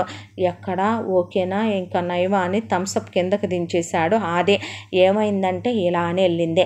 చిచ్చి, దీనికి బాగా మొండితనం అలవాటు అయిపోయింది, అసలు పెంకితనం అలవాటు అయిపోయింది. అది అంతే పాపిష్టిదే. చిన్న సర్జరీకి భయపడిపోయి నేనేమైపోతానా అని ఆలోచించకుండా నా బతుకు ఒంటరి బతుకు చేసి అడవి కాచిన వెన్నెలు చేసి పోయి పట్టంలో కూర్చుంది. అది ఇది చూస్తే ఇలా తయారైందే. చిచ్చి అన్నాక అయినా నువ్వేదో ఒక మెలో డ్రామా ప్లే చేసైనా మా ఇద్దరికి పెళ్లి చేయలేవా ఫ్రెండ్? నాకు మీ అమ్మాయిని పెళ్లి చేసుకోవాలని ఉంది ఫ్రెండ్. నాకు నాన్నైనా అమ్మైనా అన్నీ నువ్వే కదా, నీతోనే కదా నేను చెప్పుకోగలను. నాకు మంచి ఫ్యామిలీ దొరుకుద్దే, మనందరం కలిసి చక్కగా ఒక కుటుంబం అవ్వచ్చు కదా ఫ్రెండ్ అన్నాడు. ఆది అంత చనువుగా ఉండేది కేశవరావుతో మాత్రమే. ఆఫీసులో చాలా స్ట్రిక్ట్గా ఉంటాడు, ముక్కు మీదే ఉంటుంది కోపం. ఇంత చిన్న నెగ్లిజెన్సీ ఉన్నా కూడా భరించడు వర్క్లో. అలాంటి ఆది తనతోనే అలా ఉండటం చూసి ఎంతో ఆప్యాయంగా అనిపిస్తూ ఉంటుంది కేశవరావుకే. నేను దాన్ని నొప్పిస్తాగా, ఉండి చెప్తా దాని పని అని చెప్పి కేశవరావు ఇంటికి వెళ్ళాడు. ఇదిగో నువ్వు చేసుకుంటావా చేసుకోవా ఆదిత్యనే అన్నాడు. అన్న తర్వాత లైట్ తీసుకో, వెళ్ళి భాగ్యం వంట చేయి, తినేసి పడుకుంటాడు, మాటలు ఎక్కువైనాయి అంది పూజ. అన్న తర్వాత వారం రోజులు బతిమిలాడినా పూజ వినలా. ఇంకో వారం బ్రతిమిలాడాడు, వినలా. నువ్వు ఇలాగే వినవన్నమాట నా మాట అని చెప్పి నేను చచ్చిపోతాను, నా ఫ్యాన్ కుడేసుకుంటున్నానంటే భాగ్యం ఫ్యాన్ ఇరిగిపోద్దని చెప్పు, నేను రైలు కింద దూకుతా, శవం ముక్కలైపోద్దని చెప్పు, చిన్న ఇంజక్షన్కే భయపడతాడు. సరే అయితే నేను పాయిజన్ తాగుతా, చచ్చిపోయేటప్పుడు బాధేస్తుందని చెప్పు. ఇలాగా అయితే అని చెప్పి ఎదురుగానే ఒక ట్యాబ్లెట్ల డబ్బా మూత తీసుకొని ఇవి నిద్ర మాత్రలే మొత్తం మింగేస్తున్నానని నోట్లో పోసుకొని నీళ్లు తాగేసేపాటికి వామ్మో వాయ్యో నా దేవుడో ఇంకేముంది, నా దేవుడు పటం ఎక్కేస్తున్నాడు. అమ్మో నీకేం పుట్టింది, నీకు మొగుడున్నాడుగా అంది పూజ భాగ్యాన్నే. అయ్యయ్యో ఆ మాట కాదమ్మా, నాకు అన్నం పెట్టే దేవుడు అన్నాను. అయ్యయ్యో అయ్యగారు నన్ను సొంత బిడ్డలా చూసుకున్నాడు. అయ్యయ్యో నువ్వు ఈ పెళ్ళికి ఒప్పుకున్నా పోయేదిగా పూజమ్మ. అయ్యయ్యో అనేపాటికి కేశవరావు కళ్ళు తిరిగి పడిపోయాడు. పూజకి చెమట్లు పోసుకొచ్చేసి పిల్లలు ఒకవైపున గుక్క పెట్టి ఏడుస్తుంటే కాళ్ళు చేతులు ఆడలేదు. మనిషి ఏమో సాగిపోతున్నాడు. దాంతో ఏం చేయాలో అర్థం కాక ఆదిత్య గుర్తొచ్చాడు పూజకు కూడా. వెంటనే ఫోన్ చేసి నాన్న సూసైడ్ అటెంప్ట్ చేశాడు, రారా మీరు ప్లీజ్ అనేపాటికి వస్తున్నానని 10 నిమిషాల్లో వచ్చాడు పూజ దగ్గరికి. నాకు అసలు అలేం కావటం లేదని వెక్కి ఏడుస్తోంది పూజ. వెంటనే కేశవరావుని పైకి ఎత్తితే బాగానే బొరుగున్నాడు, ముసలోడు కొల్లొచ్చింది ఈ మధ్య అనుకున్నాడు ఆదిత్య. తీసుకెళ్ళి కారులో పడుకోబెట్టుకున్న తర్వాత హాస్పిటల్కి తీసుకెళ్లారు. హాస్పిటల్కి తీసుకెళ్తే డాక్టర్లతో ఇలా ట్యాబ్లెట్లు వేసుకున్నారండి అనగానే ఎమర్జెన్సీ వార్డు క్రిటికల్ కేర్లో పెట్టారు కేశవరావుని. పెట్టిన తర్వాత ఇక కేశవరావు ఆ తర్వాత ఎటోళ్ళు అటు వెళ్ళిపోయిన తర్వాత ఒక కన్ను తెరిసి లేచి కూర్చున్నాడు. నర్సు ఉలిక్కి పడింది మేరే. ఆ తర్వాత డాక్టర్ సుమన్ ఏంటి సార్ మీరు వేసుకోలేదా అని అడిగితే ఇప్పుడు అంత రిస్క్ తీసుకొని మాత్రలు వేసుకొని నేను సావలేనులే, కానీ అవి షుగర్ కోటెడ్ ట్యాబ్లెట్స్ బాగున్నాయని చెప్పి తెచ్చుకున్నాను, పెప్పర్మెంట్లా తినొచ్చని. నా కూతురు పెళ్లి చేసుకోమని చెప్తే చేసుకోవట్లేదు డాక్టర్ అనే విషయం మొత్తం పూజ గురించి అక్కడున్న సిస్టర్ మేరీతో డాక్టర్ సుమన్తో చెప్తే, అయ్యయ్యో నేనైతే అలాంటి వాడిని నో అనకుండా చేసుకునేవాడిని అంకుల్ అంది మేరీ. కదా అని చెప్పిన తర్వాత, బయట మా అమ్మాయి ఉంటుంది, దాని పేరు పూజ, దాన్ని పిలవబాకు మేరీ, పిలవకుండా అక్కడ ఆది అని ఉంటాడు, వాడు నా ఫ్రెండు, వాడిని లోపలికి పిలువ, నీరసంగా ఉందే ఒక ఫ్రూట్ అన్నా ఇవ్వండమ్మా అని యాపిల్ తింటుంటే డాక్టర్ షాక్ అయిపోయి అలా కూర్చొని, యూ డోంట్ వరీ డాక్టర్, నువ్వు బాధపడొద్దు, నీకు ఒక క్రిటికల్ కేర్కి నువ్వు చేసే డ్రామాకి నీకు ఎంతైతే పే చేయాలో అంతా ఇస్తాం, మేము సెటిల్డే, నువ్వేమి టెన్షన్ పడబాకు, నా దగ్గర మనీ బాగానే ఉన్నాయి అంటే డాక్టర్ సుమను చిన్నోడే అలాగే చూస్తూ నిలబడిపోయాడు. సుమన్ కూడా ఆ తర్వాత అది లోపలికి వచ్చాడు. లోపలికి వచ్చి ఎలా ఉంది డాక్టర్ అన్నాక, ఆయనేమి ట్యాబ్లెట్లు మింగలేదు మిస్టర్, షుగర్ కోటెడ్ ట్యాబ్లెట్స్ వేసేసుకున్నారు ఆయన, మరి కళ్ళు తిరిగి పడిపోయాడు, ఒక్క స్లీపింగ్ ట్యాబ్లెట్ వేసుకున్నాడు, డౌట్ వస్తుందేమోనని వాళ్ళ అమ్మాయికి, దాంతోనే అదిగో తూలు వస్తుంది ఆయనకి అని చెప్పాడు డాక్టర్ సుమన్. చెప్పిన తర్వాత యాపిల్ తింటూ కూర్చున్న కేశవరావుని చూసి, ఏంటి ఫ్రెండ్ ఇదంతా, మరి లేకపోతే పెళ్ళి ఒప్పుకోదంట, అదే మొండిదా, దాన్ని కన్నా నేను మొండోడిని కాదారా, అది ఏం చేస్తుంది అది బయట, పాపం వెక్కి వెక్కి ఏడుస్తుంది ఫ్రెండ్, నాకు జాలేస్తుంది ఫ్రెండ్, చెప్పేసేనా విషయం ఇదని, నువ్వు ఆ మాట చెప్తే ఇప్పుడు అది లోపలికి వచ్చి నన్ను సెలైన్ రాడ్ పెట్టి పొడిసేస్తుంది, అది పెళ్ళికి ఒప్పుకుంటుంది అనుకుంటున్నావా ఏంటి, అయినా ఏదో మెలో డ్రామా ఏమన్నావుగా అందుకే ఇలా చేసా, నేనేదో సరదా కంటే నువ్వు నిజంగానే చేసావు అనుకున్నా, నువ్వు ఎలా ప్లాన్ చేస్తావు అనుకోవాలా, అంటే ఏంటి ఇప్పుడు ఇదంతా నిజం కాదు కదా అని చెప్తావా, చెప్తే వింటది అనుకుంటున్నావా, ఊడుకుంటుంది అనుకుంటున్నావా అన్నాడు కేశవరావు. మరి ఇప్పుడు ఏం చేయాలి, నేను చెప్పినట్టు చెయ్యి డాక్టర్ సుమన్, సిస్టర్ మేరీ, కమాన్, నాకు హెల్ప్ చెయ్యాలి మీ అందరు కలిసే, నాకు మా వైఫ్ లేదు తెలుసా అని కథ మొత్తం చెప్పుకొచ్చాడు కేశవరావు. విన్న సుమన్కి మేరీకి కూడా జాలేసి హెల్ప్ చేస్తామని చెప్పారు. చెప్పిన తర్వాత ఆది కూడా మీ ఫీజు పే చేస్తామంటే ఇట్స్ ఓకే అన్నాడు సుమన్. అయితే ఆ తర్వాత నా కూతురు దగ్గరికి వెళ్ళి, ఒరే ఆది నువ్వే, సిచ్యువేషన్ సీరియస్గా ఉంది, కోమాలోకి వెళ్ళానని చెప్పు, తర్వాత సుమన్ రేపొద్దున నేను స్పృహలోకి రావటానికి రేపు ఈవినింగ్ వరకు పట్టుద్దని చెప్పు, ఆ తర్వాత రేపు ఈవినింగు నేను స్పృహలోకి వచ్చానని చెప్పు, నాకు ఊరికే ఆక్సిజన్ తగిలిచ్చు మేరీ, ఆ తర్వాత ఇక్కడి నుంచి నన్ను నార్మల్ రూమ్కి షిఫ్ట్ చేయండి, నేను వీక్గా ఉన్నానని చెప్పండి, నేను చెప్పిన మాట వినాలని చెప్పండి, నన్ను సంతోష పెట్టాలని చెప్పండి, నేను సంతోషంగా ఉంటేనే బ్రతుకుతాను, లేదంటే నాకు హార్ట్ అటాక్ రావచ్చని చెప్పండి, అలా చెప్తే అది మీ మాట వింటదే, అప్పుడు ఏం చేయాలో కథ నేను నడిపిస్తానన్నాడు కేశవరావు. సినిమాలు బాగా చూస్తారా అంకుల్ మీరు అని అడిగాడు డాక్టర్ సుమన్. ఏమ్మా అచ్చు సినిమాల్లో ఎంత చక్కగా యాక్టింగ్కి పనికొస్తారో మీరు, మిమ్మల్ని అనవసరంగా ప్రైవేట్ జాబుకు పంపించారు మీ మమ్మీ డాడీ అన్నాడు సుమన్. యా అన్నాడు కేశవరావు. ఒరే అది కంగారులో నేనేం తినలేదమ్మా, నాకు బిర్యానీ కావాలి, క్రేవింగ్స్ వస్తున్నాయి అన్నాడు కేశవరావు. సార్ నాకు కూడా ఒకటి అంది మేరీ. ఉండు, వెనక డోర్ నుంచి తెచ్చివద్దు, డాక్టర్ మీకు కూడానా అన్నాడు ఆది. నో నేను మా ఇంటికి వెళ్తాను, నా వైఫ్ ఉంది, నాకు నా వైఫ్కి ఇదంతా చెప్పుకోవాలి నేను అన్నాడు డాక్టర్ సుమన్. ఆ తర్వాత పూజ దగ్గరికి వచ్చి కేశవరావు చెప్పమన్నట్టే చెప్పారు. ఆ తర్వాత తీసుకెళ్ళి బిర్యానీ ప్యాకెట్లు ఇచ్చొచ్చాడు ఆదే. చక్కగా కేశవరావు సిస్టర్ మేరీతో కబుర్లు చెప్తూ జరిగిన విషయాలన్నీ చెప్తూ, మేరీ బాధపడుతూ, మేరీ సానుభూతితో బిర్యానీ తినేసి లెగ్ పీసులు ఎంచుకు రాలేదు వీడు నాటి ఫెలో అనుకుంటూ తినేశాడు. ఆ తర్వాత పూజ మాత్రం, మీరు ఏదైనా తిందురు కాని పూజ అంటే నాకేమీ వద్దు అని వెక్కి వెక్కి ఏడ్చింది. ఏడ్చిన తర్వాత మీరు బాధపడద్దు, ఏం కాదులే ఫ్రెండ్కి అన్న తర్వాత, నాకు ఆయన తప్ప ఎవరూ లేరు, మా నాన్న అంటే నాకు చాలా ఇష్టం తెలుసా, ప్రాణం, మా నాన్నకి ఏమైనా అయిందంటే నేను ప్రాణాలతో ఉండను, ఇంకా నేను ఎవరి కోసం బతకాలి, ఎందుకు బతకాలి, మా నాన్న లేకపోతే నాకెవరున్నారు అన్నాక నువ్వు తిన్నంటే వదిలేస్తానా అని తీసుకెళ్ళి, మీరు రేపొద్దున ఫ్రెండ్ లేచే టైంకి ఇలా ఉంటే ఫ్రెండ్ ఇంకా డల్ అయిపోతారని అక్కడ కూర్చోబెట్టి టిఫిన్ పెట్టించాడు ఆదే. అది తింటూ ఉండగా కేశవరావు గుర్తొచ్చి పూజ చేయి గడిగేసింది. చేయి గడిగిందని ఆది కూడా చేయి గడిగేశాడు. ఆ తర్వాత పూజకు బిస్కెట్లు ఇచ్చి కాసిన పాలు తాగిచ్చి అక్కడే కూర్చున్న తర్వాత జాలేసింది ఆదిత్యకి. నిజం చెప్పేద్దామంటే చెప్తే నిజంగానే పెళ్లి ఒప్పుకోదని చెప్పలేదు. ఆ తర్వాత తెల్లారి డాక్టర్ సుమన్ వచ్చి కేశవరావుని రూమ్కి షిఫ్ట్ చేశామని చెప్పిన తర్వాత ఇక పూజని చూడండమ్మా, ఆయన్ని మీరు చాలా సంతోషంగా ఉంచాలి. ఆయన డిప్రెషన్లో ఉన్నారు, ముందు ఆయన డిప్రెషన్ పోగొట్టాలి. ఆయన ఆనందంగా ఉంటేనే ఆయన ఎక్కువ కాలం బ్రతుకుతాడు, లేదంటే హార్ట్ అటాక్ వచ్చే సూచనలు ఉన్నాయి, మనిషి వీక్గా ఉన్నాడని చెప్పాడు సుమన్. అయితే ఒకవేళ ఆయన చెప్పింది వినకపోతే ఏదైనా జరగచ్చు మేడం, గుండె ఆగిపోవచ్చు, మనిషే పోవచ్చు అని మేరీ కూడా మెలో డ్రామా ప్లే చేసింది. మా నాన్న చూడొచ్చా డాక్టర్ అని పూజ లోపలికి వెళ్ళేపాటికి ఆక్సిజన్ పెట్టుకొని అలా అరమోడుపు కన్నులు తెరుస్తూ మెల్లగా కళ్ళు తెరిచాడు కేశవరావు. అది చూసిన డాక్టరు సిస్టరు సూపర్ అనుకొని పక్కపక్క నవ్వుకుంటే ఆదికి నవ్వు వస్తుంటే కర్చీఫ్ అడ్డు పెట్టుకున్నాక పూజ వెక్కి ఏడ్చి, నువ్వు చెప్పినట్టే వింటాను, పిచ్చి పనులు చేయకు అంది కేశవరావుని. నిజంగా వింటావా అన్నాడు. నిజంగానే వింటానంటున్నానా అంది పూజ. అన్న తర్వాత నిజంగానే క్రిటికల్ కేర్కి ఎంత కట్టించుకుంటారో అంతా డబ్బులు వదిలించుకొని కేశవరావుని ఇంటికి తీసుకొచ్చారు ఆది పూజ. తీసుకొచ్చిన తర్వాత ఎక్కడ కూతురు పిల్లల్ని తీసుకొని పారిపోద్దానని ముందు ఇల్లంతా తాళాలేసి కూర్చున్నాడు కేశవరావు. నాన్న పిచ్చి పనులు చేయకు, నేను ఎక్కడికి వెళ్ళంలే అన్నాక ఇక ముందు పెళ్ళి గ్రాండ్గా చేద్దాం అనుకున్నాడు. పైనుంచి కిందకు చూసింది పూజ.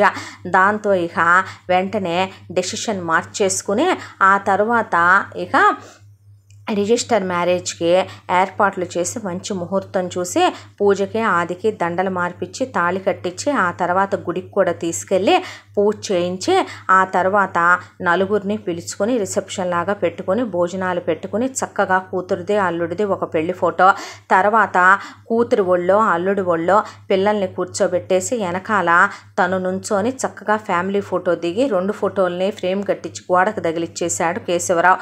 శోభనం అల్లుడు అని చెప్పాడు ఆదితో. చెప్తే అల్లుడు వద్దులే, ఆది ఊరయ్యే బాగుందిలే, అలాగే పిలువు ఫ్రెండ్ అన్నాడు. ఏమైందిరా అంటే ఏం లేదు, నాకేం అర్థం కావట్లేదు ఫ్రెండ్ అన్న తర్వాత వైట్ బట్టలు వేసుకోవాలి, వైట్ బట్టలు అన్నాడు కేశవరావు. అన్న తర్వాత అది పాల గ్లాస్ మర్చిపోయింది, భాగ్యం పాల గ్లాస్ ఇటు తీసుకురా అన్న తర్వాత భాగ్యం తెగ మెలికలు తిరుగుతుంటే నువ్వెందుకు భాగ్యం అంత మెలికలు తిరుగుతున్నావు అన్నాడు. అదే ఈరోజు మీ మొదటి రాత్రి కదా బాబు అంది. అది కాళరాత్రి అవ్వకుండా ఉంటే చాలనుకుంటున్నాను నేను అన్నాడు ఆది. అన్న తర్వాత ఇద్దరూ ఇక కలిసి ముందు ఆదిని గదిలోకి పంపించారు. పంపించిన తర్వాత ఏంటిదంతా అంది పూజ. అబ్బే ఏం లేదు, ఊరికే కూర్చున్నాడు ఆది. ఏంటి కూర్చున్నావు అంది. నుంచున్నాడు. ఏంటి నుంచున్నావు అందే. నుంచోకుండా మనిషి ఎలా ఉంటాడు అసలు నాకేం అర్థం కావట్లేదు, పాల గ్లాస్ తీసుకొని వచ్చావేంటి అందే. అంటే అబ్బే ఏం లేదు, నువ్వే అన్నావు కదా నేనంటే ఇష్టమని, నన్ను ముట్టుకోపోయినా ఉంటానని, నువ్వు కేవలం పిల్లల కోసం నీ ఫ్రెండ్ కోసమే నన్ను చేసుకున్నానని, వెళ్ళి పిల్లలతో నీ ఫ్రెండ్తో పడుకో, ఇంకోసారి నా గదిలోకి రావాలని చూసినా పిచ్చి వేషాలు వెయ్యాలని చూసినా నాలో అపరభద్రకాళని చూస్తావు జాగ్రత్త అని చెప్పి ఆ పాల గ్లాస్తో సహా ప్యాకప్ చేసి బయటికి తోసేసి ఆది మొహం మీద దిండు దుప్పటి విసిరు కొట్టేసింది పూజ. దాంతో కింద హ్యాపీగా భాగ్యంతో టీవీ చూస్తూ కూర్చున్నాడు కేశవరావు. కిందకి దిగి వచ్చిన ఆదిని చూసి ఏమైంది బాబు అప్పుడే అంతా అయిపోయిందా అంది భాగ్యం. మొత్తం అయిపోయింది. ఎంత అయిపోయింది అనుకుంటున్నా, హనీమూన్కి కూడా వెళ్ళొచ్చా తెలుసా భాగ్యం అన్నాడు ఆది. అవునా ఎట్నుంచిరా అన్నాడు కేశవరావు. అబ్బో నువ్వు మామూలు జోకులయ్యో ఫ్రెండ్ అన్న తర్వాత ఆది కేశవరావు కలిసి పిల్లల్ని వేసుకొని పద నా గదిలో బొజ్జిందు కానీ నేనున్నా కదమ్మా నీకు తోడు అని తీసుకెళ్ళాడు కేశవరావు. తీసుకెళ్ళిన తర్వాత తెల్లారి లేవగానే ఆదిత్య కేశవరావుకి టీ అంటే ఇష్టం, పూజకు కాఫీ అంటే ఇష్టం. కేశవరావుకి పెట్టించి నిద్ర లేపుకొని పిల్లలకు పాలు కలిపి ఒక పాల బుడ్డేమో కేశవరావుకి ఇచ్చి బుడ్డోడికి తనేమో పాపకి పట్టించాడు. పట్టించిన తర్వాత కాఫీ తీసుకెళ్ళి పూజ రూమ్ డోర్ నాక్ చేసి ఆ తర్వాత పూజ కాఫీ ఇచ్చి గుడ్ మార్నింగ్ అన్నాడు. ఏంటి భాగ్యం రాలేదా అంటే నేను ఇస్తే తీసుకోకూడదా, నీ కాఫీ అంటే ఇష్టంగా, నాకు వంట చేయటం వచ్చు, నేను బాగానే చేస్తానులే కానీ తీసుకోవచ్చులే అని తీసుకోమని చేతికి ఇచ్చాడు. అది ఇచ్చిన తర్వాత పూజ ఏం మాట్లాడకుండా తీసుకుందే. భాగ్యం కిందకు వచ్చి మా బాబే టిఫిన్ వేసేసావా, మా తండ్రే కాఫీ పెట్టేశావా అన్నాక మా బుజ్జే నువ్వేం చేయవా అందు కిందకు వచ్చి పూజ ఎందుకు చేయనమ్మా, చేస్తాగా, ఈరోజు ఏం చేయమంటారో చెప్పండి అన్నాక, భాగ్యం నువ్వు కూడా పెట్టుకో, కాఫీ అక్కడే పెట్టాను, నీ కప్లో పోసుకొని తాగు అన్నాడు ఆది. అబ్బా ఎంత బాగా పెట్టావయ్యా, నువ్వు ఒక్కరోజు కూడా అలా పెట్టలేదు కదా భాగ్యం అన్నాడు కేశవరావు. అన్న తర్వాత, అవును పిల్లలకి ఎలా స్నానం చేయించాలి, నేను చేయించుకుంటానులే అంది పూజ. నేర్పించు నాకు కూడా. అదేంటి నాకు నేర్పించనంటావు, నేను ఊరుకోను, నేనేమన్నా నీకు చేస్తానన్నానా, నువ్వు నేను కొన్నాళ్ళు ఆగిన తర్వాత చేద్దాంలే, నువ్వు ఇప్పుడు మూడవుట్లో ఉన్నావు కదా. కేశవరావు ఒకసారి అలాగే చూసి ఛీ అనుకొని భాగ్యం కేశవరావు పక్కకి వెళ్ళారు. వెళ్ళిన తర్వాత పిచ్చి మాటలు మాట్లాడితే చెంప పగలగొడతా అంది పూజ. సరేలే దానికి నువ్వు చేయించు, వాడికి నేను చేయిస్తాను, మేమిద్దరం సేమ్ జెండర్ కదా, ఎహలే నేను పోస్తాను అందే. అంటే ఒరే వరుణ్ దామ్మా నేను పోస్తానంటే, అబ్బా లెమ్మంటున్నానా, నువ్వు ఇలాగే వస్తే వాడికి నాకు ఇద్దరికి చేయించాలి, ఛీ ఇడియట్ అని పూజ బయటకు వచ్చేసిందే. ఆ తర్వాత ఇక తిడుతూనే టిఫిన్ పెట్టిందే.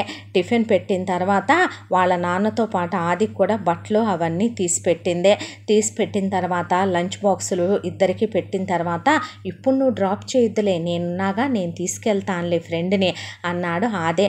అన్న తర్వాత బయటకు వస్తే, ఏంటమ్మా అన్నాడు కేశవరావు. ఏం లేదు, ముద్దు పెట్టి బాయ్ చెప్పి వెళదామని, కొట్టుద్దేమో కదో. డెఫినెట్గా కొట్టుద్దమ్మా, అన్నీ ఇవాళే ట్రై చేయకూడదు, కొంచెం టైం తీసుకుందాం. చూసావా అది అన్యాయంగా పట్టణంలోకి ఎలా ఎక్కేసిందో, నేను ముద్దు పెట్టి వచ్చేవాడిని కదా, ఇవాళ నీతో పాటు అది ఉండుంటే చిచి మనుషుల హృదయాల్ని గాయపరుస్తూ ఉంటారా అది అన్నాడు కేశవరావు. ఆ తర్వాత తిట్టుద్ది, లంచ్ క్యారియర్ పెట్టుద్ది అన్నాడు అదే. అదేదో నేను నువ్వు ఆకలితో ఉండకూడదని నీ మీద జాలితో పెట్టాను, ఎక్కువ ఊహించేసుకోకు మరి అంది పూజ. సరేలే ఇవన్నీ కామనేగా నాకు అన్న తర్వాత, నేను పడ్డన్ని మాటలు పడతాడు పిల్లోడు, బంగారం వీడు అనుకున్నాడు కేశవరావు. ఇద్దరు ఆఫీస్కి వెళ్ళి ఆఫీస్ పనులు చూసుకున్నాక సాయంకాలం తిరిగి వచ్చేటప్పుడు అన్నీ అవని ఇవని పిల్లలకి ఇష్టమైనవి పూజకి ఇష్టమైనవి కొంటుంటే, పువ్వులు తీసుకోనా అన్నాడు ఆదిత్య. నేనేమీ వింటలేదు, నాకేమీ వినపట్టలేదు, నువ్వు తీసుకుంటానంటే అది నీ స్వవిషయం, నాకు చెప్పకూడదు నువ్వు అలాంటివన్నీ అన్నాడు కేశవరావు. సరేనని ఆదిత్య పువ్వులు తీసుకున్నాడు. రాగానే పువ్వులు పూజ చేతికిచ్చాడు. ఒక్క చూపు చూసింది, ఎత్తుకెళ్ళి డైనింగ్ టేబుల్ మీద పెట్టింది. మళ్ళీ ఎత్తుకెళ్ళి రూమ్లో తన డ్రెస్సింగ్ టేబుల్ దగ్గర పెట్టాడు. పెట్టిన తర్వాత, ఇవాళ కూడా కొట్టుద్దా, దిండు దుప్పటి విసిరేసుద్దా, కష్టే ఫలి అన్నారు పెద్దలు, చీ అన్నారు కదా అని చెప్పి కాపురాలు చేసుకోమంటే బాగానే ఉంటుంది, నువ్వెళ్ళు అంతే బాబు అంతే, పెద్దసారి అలా ఎన్నిసార్లు అనిపించుకుంటే పాప పుట్టుంటుంది, మీరే పట్టించుకోకూడదు అంది భాగ్యం. అన్న తర్వాత ఇక ఆదిత్య మళ్ళీ వెళ్ళాడు గదిలోకి. వెళ్ళేసరికి యాజ్ యూజువల్గా ఆదిత్య దిండు దుప్పటి, ఈసారి పువ్వులు పాల గ్లాస్తో సహా బయటకు వస్తే, ఇదిగో భాగ్యం నువ్వు సగం పూలు పెట్టుకోవే అని మిగతా సగం చేతికి చుట్టుకున్నాడు కేశవరావు. ఇదేంటి ఫ్రెండ్, అది గుర్తొచ్చింది నాకు, అందుకే తీపి స్మృతులు అలా పువ్వులు చేతికి చుట్టుకొని గుర్తు చేసుకోవాలి, బోల్డ్ అన్ని మెమరీస్ ఉన్నాయి, నీలా అనుకుంటున్నావా, పద వెళ్ళి పడుకుందాం, కాలు చేసుకోవాలి అని కేశవరావు ఆదిత్యని తీసుకెళ్ళిపోయాడు. ఇలా రోజులు సరదాగా సంతోషంగా గడిచిపోతున్నాయి. మధ్య మధ్యలో ఆది పూజని ఆట పట్టించడం, పూజకి తినిపించడం, పిల్లలతో క్లోజ్ అవటం. ఈ హడావిడిలోనే పాప బర్త్డే అయిపోయింది, బాబుది బర్త్డే అయిపోయింది. అలా సరదాగా సంతోషంగా వాళ్ళు నిజంగా ఒక ఫ్యామిలీలానే మేడే ఆనందంగా సంతోషంగా ఉంటూ బయటికి వెళ్ళొస్తూ మధ్యలో భాగ్యం జోకులు వేస్తూ అలా అలా సరదాగా కాలక్షేపంగా గడిచిపోతోంది. భాగ్యం వాళ్ళ ఆయన కూడా కేశవరావు వాళ్ళ ఇంట్లోనే పై పనులు తోట పనులు అన్నీ చూసుకుంటాడు కాబట్టి, భార్యాభర్త ఇక్కడే ఉంటారు కాబట్టి, భాగ్యానికి పిల్లలు లేరు కాబట్టి సరదాగా సంతోషంగా కాలం గడిచిపోతోంది వీళ్ళకే. ఇక ఇలా ఉండగా మెల్లమెల్లగా పూజ మారటం, ఆది జోకులు వేస్తే ఆది వెళ్ళిన తర్వాత నవ్వటం గమనించి కేశవరావు భాగ్యం కూడా నవ్వుతూ కూర్చునేవాళ్ళు. ఇక ఇలా రోజులు గడిచిపోతూ ఉండగా ఒకరోజు పూజ ఉదయాన్నే నిద్ర లేవలేదు. రాత్రంతా నిద్ర పట్టక మనసంతా ఏదో అలజడిగా బాధగా అనిపించి ఎప్పుడో పడుకొని నిద్ర లేవలేదు. దాంతో ఆది కానీ కేశవరావు కానీ నిద్ర లేపరు కాబట్టి భాగ్యం భాగ్యం లేపబోతుంటే వద్దులే భాగ్యం పడుకొని కాసేపు అన్నాడు ఆది. ఆ రోజు ఆదివారం కావటంతో స్పెషల్స్ అన్నీ కుక్ చేస్తూ సరదాగా కబుర్లు చెప్పుకుంటూ పిల్లలతో ఆడుకుంటున్నారు. పిల్లల్ని అప్పటికే కేశవరావు ఇక డాడీ మమ్మీ అని అలవాటు చేసేసాడు పూజ ఆదిత్యని. దాంతో డాడీ డాడీ డాడీ అని ఆది చుట్టూ తిరుగుతున్నారు పిల్లలిద్దరూ. భాగ్యం మురుసుకుంటూ నవ్వుకుంటోంది. భాగ్యం వాళ్ళ ఆయన ప్రతిరోజు తోటలో కొన్ని పూలు తీసుకొచ్చి భాగ్యానికి ఇచ్చే సుభద్ర పటానికి అవి కట్టి వేస్తూ ఉంటారు. ఆ తర్వాత భాగ్యం భర్త కూరగాయలు తీసుకురావటానికి నాన్ వెజ్లు తేవటానికని బయటికి వెళ్ళాడు. వీళ్ళంతా ఇలా సరదాగా ఉన్నప్పుడు ఉన్నట్టుండి ఉడుములేని పిడుగులాగా కమల్ వాళ్ళ అమ్మ నాన్న మాలిని శంకరయ్య వచ్చారు. అక్కడికే వచ్చేపాటికి వీళ్ళెందుకు వచ్చారు అసలు అన్నట్టు అనుకున్నాడు కేశవరావు. అనుకున్న తర్వాత బాగున్నారా అన్నయ్య, బాగున్నారా బావగారు అనుకుంటూ వచ్చారు శంకరయ్య మాలిని. బాగానే ఉన్నాం అన్న తర్వాత పిల్లల్ని చూద్దామని వచ్చాము అన్న తర్వాత ఇతనెవరు అన్నారు ఆదిత్య వైపు చూసి. నా అల్లుడు అని చెప్పాడు కేశవరావు. చెప్తే అదేంటి మాతో మాట మాత్రం కూడా చెప్పకుండా అప్పుడే అబ్బాయి పోయిన విషయాన్ని మర్చిపోయి అమ్మాయికి పెళ్లి జరిపించేశారా అన్న తర్వాత ఏం చేద్దామంటారండి, కాలం కర్మం బాగలేదు. మేము అనుకున్నాము అంతా బాగానే ఉంటుంది బాగానే ఉండాలి అని, మీరు అలాగే అనుకున్నారు. జరగాల్సిందేదో జరిగిపోయింది. మీ అబ్బాయి వెళ్ళిపోయాడు. వెళ్ళిపోయిన తర్వాత ఇప్పుడు తల్లిని పిల్లల్ని ఎవరు చూస్తారు? నా తర్వాత నా అంత ప్రేమగా నా అంత బాధ్యతగా నా కూతురుని అర్థం చేసుకొని కడుపులో పెట్టుకొని గుండెల్లో పెట్టుకొని పిల్లల్ని తల్లిని చూసుకునేవాడు దొరికాడు. అతనేమి నాకు మాటిచ్చి ప్రమాణాలు చేయలేదు. అతన్ని చూసినప్పుడే నాకు అభిప్రాయం కలిగిందే, దాంతోనే ఇచ్చి చేసుకున్నాను. మీరు ఇద్దరు ఆడపిల్లల్ని కన్న తల్లిదండ్రులే కదా, ఏ ఆడపిల్ల జీవితం మాత్రం అలా అయిపోవాలని అలా ఉండిపోవాలని కోరుకుంటారు చెప్పండి. అయినా మీరు ముందు చూపుతో ఇదంతా ఆలోచించే కదా ఆస్తి ముందెత్తునే మీరు ఎక్కడ మా అమ్మాయి ఇంకో పెళ్లి చేసేసుకుంటుందోనని పిల్లల పేరు మీద రాసుకున్నారు. అలాగే మా అమ్మాయి మీ అబ్బాయి పెట్టినటువంటి ఏదో తను పోయిన తర్వాత వచ్చిన ఇల్లు కూడా తన పేరు మీద ఏమీ ఉంచుకోలేదు.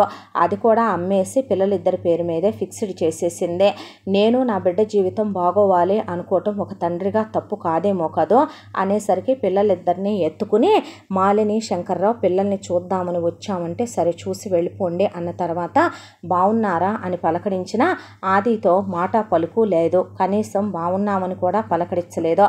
పిల్లల్ని ఎత్తుకొని ఆ తర్వాత మీ నాన్న చనిపోయాడమ్మా, మీ నాన్న లేడమ్మా, మీ నాన్న మిమ్మల్ని వదిలేసి వెళ్ళిపోయాడు, మీరు ఇలా ఇక్కడ ఉంటున్నారని సంతోషంగా ఉంటున్నారని తెలిస్తే మీ నాన్న ఎక్కడున్నా కూడా ఆనందపడతాడమ్మా అనేపాటికి ఆ మాటలు ఎందుకో ఆదికి జీర్ణం కాలేదు. ఎందుకంటే ఎదురుగా ఉన్న తనని అసలు వాళ్ళు పట్టించుకోలేదు, పలకరించినా పలకరివ్వలేదు, ఒక మనిషిగా గుర్తించలేదు, తనకు ఒక విలువ లేదు, గౌరవం లేదు. పైగా పోయిన వాళ్ళ అబ్బాయిని గుర్తు చేసుకోవటం తప్పు కాదు, కానీ వాళ్ళ అన్న మాటలో వ్యంగ్యం గోచరించింది ఆదిత్యకి. అంటే ఏంటంటే పోయిన మీ నాన్న అని పోయిన తన గురించి పిల్లలకి అన్నిసార్లు గుర్తు చేస్తున్నారంటే ఇక్కడున్న తను వాళ్ళకేమీ కాడనే, వాళ్ళ అమ్మ నన్ను పెళ్లి చేసుకుందనే, వాళ్ళు నా బిడ్డలు కారనే వాళ్ళకి గుర్తు చేసి ఎందుకో పాలకడల్లా ఉన్న తన కాపురంలో తన సంసారంలో తన జీవితంలో ఎవరో అలజడి సృష్టించి విషపు చుక్కలేస్తున్నట్టుగా అనిపించింది ఆదిత్యకే. ఆ తర్వాత కోడల్ని చూద్దామని అంటే లేదు చుట్టాలింటికి పంపించాం అంటే భాగ్యం కూడా అవునమ్మా అమ్మాయి గారు ఒక 2 రోజుల పాటు అక్కడ ఉండొస్తామని దూరపు చుట్టాలింటికి వెళ్ళారు అనేసరికి సడేనని పిల్లల కోసం అవి తెచ్చామని అక్కడ పెట్టేసి ఆ తర్వాత వెళ్ళొస్తామని వాళ్ళు వెళ్ళిపోయి అప్పుడప్పుడు వస్తూ ఉంటాం అన్నారు. అన్న తర్వాత భాగ్యం ఏం మనుషులో ఏంటో ఏం మాటలో ఏంటో ఒకటే ఎత్తి పొడుపు దెప్పి పొడుపు మాటలు బాబు అని ఇలాంటి ఎవరు పడితే వాళ్ళు తెచ్చిన పిల్లలకి పెట్టకూడదు కూడాను అనేసిన తర్వాత తీసేసే ఇవన్నీ అన్నాడు కేశవరావు. తీసుకెళ్ళి బయట నుంచి వస్తున్న వాళ్ళ ఆయనకి ఇచ్చి ఎవరో ఒకళ్ళకి ఇచ్చేసి రాపో గుడి దగ్గర అని పంపింది భాగ్యం. పూజ లేసొచ్చి ఏమైంది అని అడిగింది. ఏమీ లేదు, నువ్వు స్నానం చేసి ఫ్రెష్ అయ్యిరా బ్రేక్ఫాస్ట్ చేద్దాం అన్నాడు ఆది. సరేనంది, ఎవరో వచ్చినట్టుగా ఉంటే ఏం లేదమ్మా న్యూస్ పేపర్ వాళ్ళు అంది భాగ్యం. అవునవును అన్నాడు కేశవరావు. అన్న తర్వాత నిజంగానే వీళ్ళు మంచివాళ్ళేనా ఫ్రెండ్ అని అడిగాడు ఆది. అదేంటి అలా అన్నావు అన్నాడు కేశవరావు. అవును ఎందుకో వీళ్ళ నడవడిక, వీళ్ళ మాటలు, వీళ్ళ చూపులు, వీళ్ళు మనుషులు నాకెందుకో మంచిగా కరెక్ట్గా అనిపించట్లేదు. అమ్మాయిది అప్పట్లో వేరు కాపురమేగా, అతను మంచివాడు బాగా చూసుకుంటున్నాడని చెప్పేది నాతో. మరే తను చెప్పేదా, లేకపోతే నువ్వు నిజంగా చూసావా తను అలా హ్యాపీగా ఉండటం? తను నిజంగానే బాగుందా? ఎందుకో వీళ్ళు లోపల చాలా లోతైన మనుషులుగా నాకు అనిపిస్తున్నారు. ఎందుకు అనిపించారు అలా? ఎందుకంటే బాబుని వేరు చేసి మాట్లాడటం, పలకరించినా పలకరించకపోవటం, పిల్లలకి 1కి 100 సార్లు వాళ్ళ పర్సులో ఉన్నటువంటి వాళ్ళ అబ్బాయి ఫోటో తీసి చూపించటం, మీ నాన్న అని చెప్పటం పిల్లలకి. అంటే ఆదిత్య బాబు మీ నాన్న కాదనే, మీ అమ్మ మళ్ళీ పెళ్లి చేసుకుంది అని 100 సార్లు ఒక్కడి నుంచి చెప్పటం కరెక్ట్ కాదు కదా బాబు. అందుకే బాబు ఆ మాట అంటున్నారు అంది భాగ్యం. అవునా, అంత దీర్ఘాలోచన చేశావా? అదే మరి నేను తెలివైన వాడిని కాకపోవచ్చు, కానీ నీ అంత తెలివి తక్కువనైతే కాదు ఫ్రెండ్ అన్నాడు ఆదే. ఆ తర్వాత ఇలా రోజులు గడిచిపోతూ ఉండగా ఒక రోజున కేశవరావుకి ఒంట్లో బాగాలేదో. ఆది ఆఫీస్కి రావా అంటే ఈరోజు ఏంటో నలతగా ఉందంటే సరేలే ఉండు నేను వెళ్తానన్నాడు. అన్న తర్వాత పూజ నేను దించుతానంటే వద్దొద్దు నేను డ్రైవ్ చేసుకుంటూ వెళ్తానని కేశవరావు కారు తాళాలు తీసుకొని ఆది వెళ్ళాడు. సడన్గా ఆదికి యాక్సిడెంట్ అయిందని చెప్పి హాస్పిటల్ నుంచి నర్స్ మేరీ ఫోన్ చేసింది పూజకి. దాంతో ఆగమేఘాల మీద పూజ పిల్లల్ని అలాగే తండ్రిని కూడా వదిలేసి కారు డ్రైవ్ చేసుకుంటూ వెళ్ళిపోతుంటే అయ్యో అయ్యో అని కేశవరావు వెనకాల పిల్లల్ని భాగ్యానికి అప్పచెప్పి పరుగున ఆటో పట్టుకొని ఆయన కూడా వెళ్ళాడు. వెళ్ళేసరికి ఇక అక్కడ డాక్టర్ వాళ్ళందరూ ఉన్నారు. ఉండేసరికి ఎక్కడ ఉన్నాడో ఆదిత్య అని చెప్పి ఆయన హస్బెండ్ అని పూజ కంగారుగా కళ్ళల్లోంచి నీళ్లు కారిపోతూ ఏడ్చుకుంటూ పరిగెత్తుకుంటూ వచ్చింది. వచ్చేపాటికి డాక్టర్ సుమన్ అప్పుడే ఎక్స్రేలు అవి చూస్తూ బయటకు వచ్చి ఎలా ఉంది డాక్టర్ అని అడిగితే అవుట్ ఆఫ్ డేంజర్ అమ్మా, ఏమీ లేదు, కాకపోతే హ్యాండ్ ఫ్రాక్చర్ అయింది, అక్కడక్కడ కొన్ని కముకు దెబ్బలు తగిలినాయి, తలకి చిన్న దెబ్బ తగిలింది, ఒక 3 స్టిచ్చెస్ పడ్డాయి, నేను కట్టాను, పర్వాలేదు బాగానే ఉన్నాడు, 1-2 రోజుల పాటు ఉంచి డిశ్చార్జ్ చేయొచ్చు, తర్వాత మాత్రం హ్యాండ్ జాగ్రత్తగా ఉంచితే మాత్రం అందులోనూ కుడిచే ఇరిగింది కదా, ఒక 12 వారాలు ఉంచితేనే మంచిది కట్టు అని చెప్పి సుమన్ వెళ్ళిపోయిన తర్వాత మేరీ అక్కడే నిలబడి కంగారు పడద్దులేమ్మా ఏం కాదు అనేసరికి పూజ పరిగెత్తుకుంటూ వెళ్ళి ఆదిని కౌగిలించుకొని వెక్కి ఏడ్చింది. ఏమైందిరా అంటే అసలు నీకు కొద్దిగైనా బుద్ధి ఉందా? నా డ్రైవింగ్ కన్నా నీ డ్రైవింగ్ బెస్ట్ అని కారు తీసుకొని ఎవరెళ్ళమన్నారు నిన్ను? ఈ పూట నాన్న రాలేదు కదా, నువ్వు వెళ్ళకపోతే వచ్చిన నష్టమేముంది? ఆడిటింగ్ ఉందిరా ఈరోజు, ఆడిటింగ్ ఉంటే మాత్రం నువ్వు అలా వెళ్ళాలా? నీ ప్రాణం మీదకి తెచ్చుకుంటావా? నీకేమైనా అయితే నేను పిల్లలు ఏమైపోతామో, నాన్నేమైపోతాడో ఆలోచించావా అనేపాటికి మేరీ కూడా బిత్తరపోయి చూసింది ఒకసారే. దాంతో అప్పటి వరకు ఆదిత్యతో ఎప్పుడూ అంత క్లోజ్గా ఉండని పూజ ఆదిత్య గుండెల మీద పడుకొని ఏడవటం, ఆదిత్యని దగ్గరికి తీసుకోవటం, నుదురు మీద ముద్దు పెట్టుకోవటం, ఇక అదంతా చూసి షాకులో ఉన్నాడు ఆదిత్య కూడా. పూజ ఏంటిది పిచ్చిదానిలాగా చిన్నపిల్లలాగా ఏడుస్తావు, ఏడవకో, నీకేం తెలుసు, నీకేమైనా అయితే నేనేమైపోతాననేదే నీకు తెలుసా అనేసింది. అనేసేపాటికి వెనకాలొచ్చిన కేశవరావు కూడా స్టన్ అయిపోయి మరి ఎంతకాలం నుంచి ఇంత ప్రేమ గుండెల్లో దాచుకొని ఎందుకే వాడిని నీ గదిలోకి రానివ్వకుండా మీద చెయ్యనివ్వకుండా వాడిని ఒంటరిగా దూరం చేస్తూ ఎందుకు ఉంచావు? వాడిని సంవత్సరం నుంచి ఎందుకు దూరం పెడుతూ వచ్చావు? వాడిని నీకు ఎంత దగ్గర అవ్వాలనుకున్నా వాడిని ఎప్పుడూ ఏదో ఒకటి తిడుతూనే ఉండేదానివే. తిడుతూ ప్రేమించడం తన గొప్పతనంలే ఫ్రెండ్ అన్నాడు ఆదే. అంటే పిచ్చి మాటలు అంటారు వాటినే. నువ్వు నీ చాదస్తం మొదటి నుంచి ఇంతే, ఏదున్నా సరే లోపల మదన పడతావు, ఎందుకనే బయటికి చెప్పు, ఏదున్నా సరే మనిషికి అంతర్మదనం మంచిది కాదమ్మా అనేసరికి మేరీ బాధపడకండి మేడం, ఏమవ్వదులే తగ్గిపోద్దులే అనేసిందే.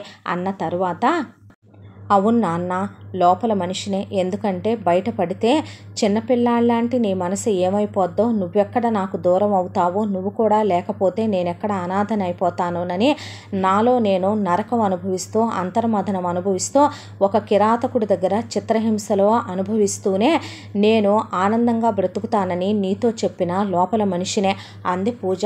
అనేపాటికి ఏంటమ్మా నువ్వు మాట్లాడేదని కూర్చుండిపోయాడు కేశవరావు. మేరీ కూడా షాకులో అలాగే చూస్తుంటే వచ్చిన డాక్టర్ డాక్టర్ సుమన్ అలాగే నిలబడిపోయాడు.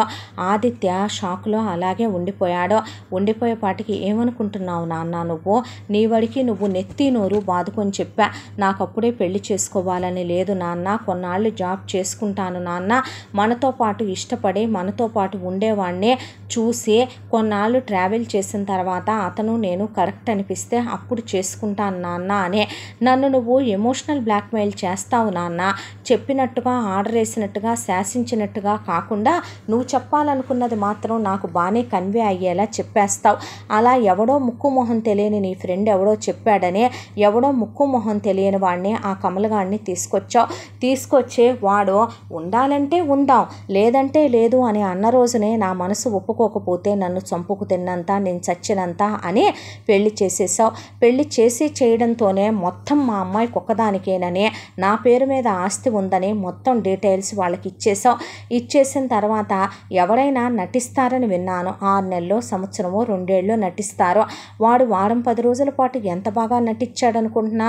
మొదటి రాత్రులు అయిపోయిందాకా ఆ తర్వాత తిరిగొచ్చిన తర్వాత ముందు మెల్లగా నన్ను ఉద్యోగం మానేయొచ్చుగా అన్నాడు. ఎందుకు అంటే నాకు ఇష్టం లేదన్నాడు.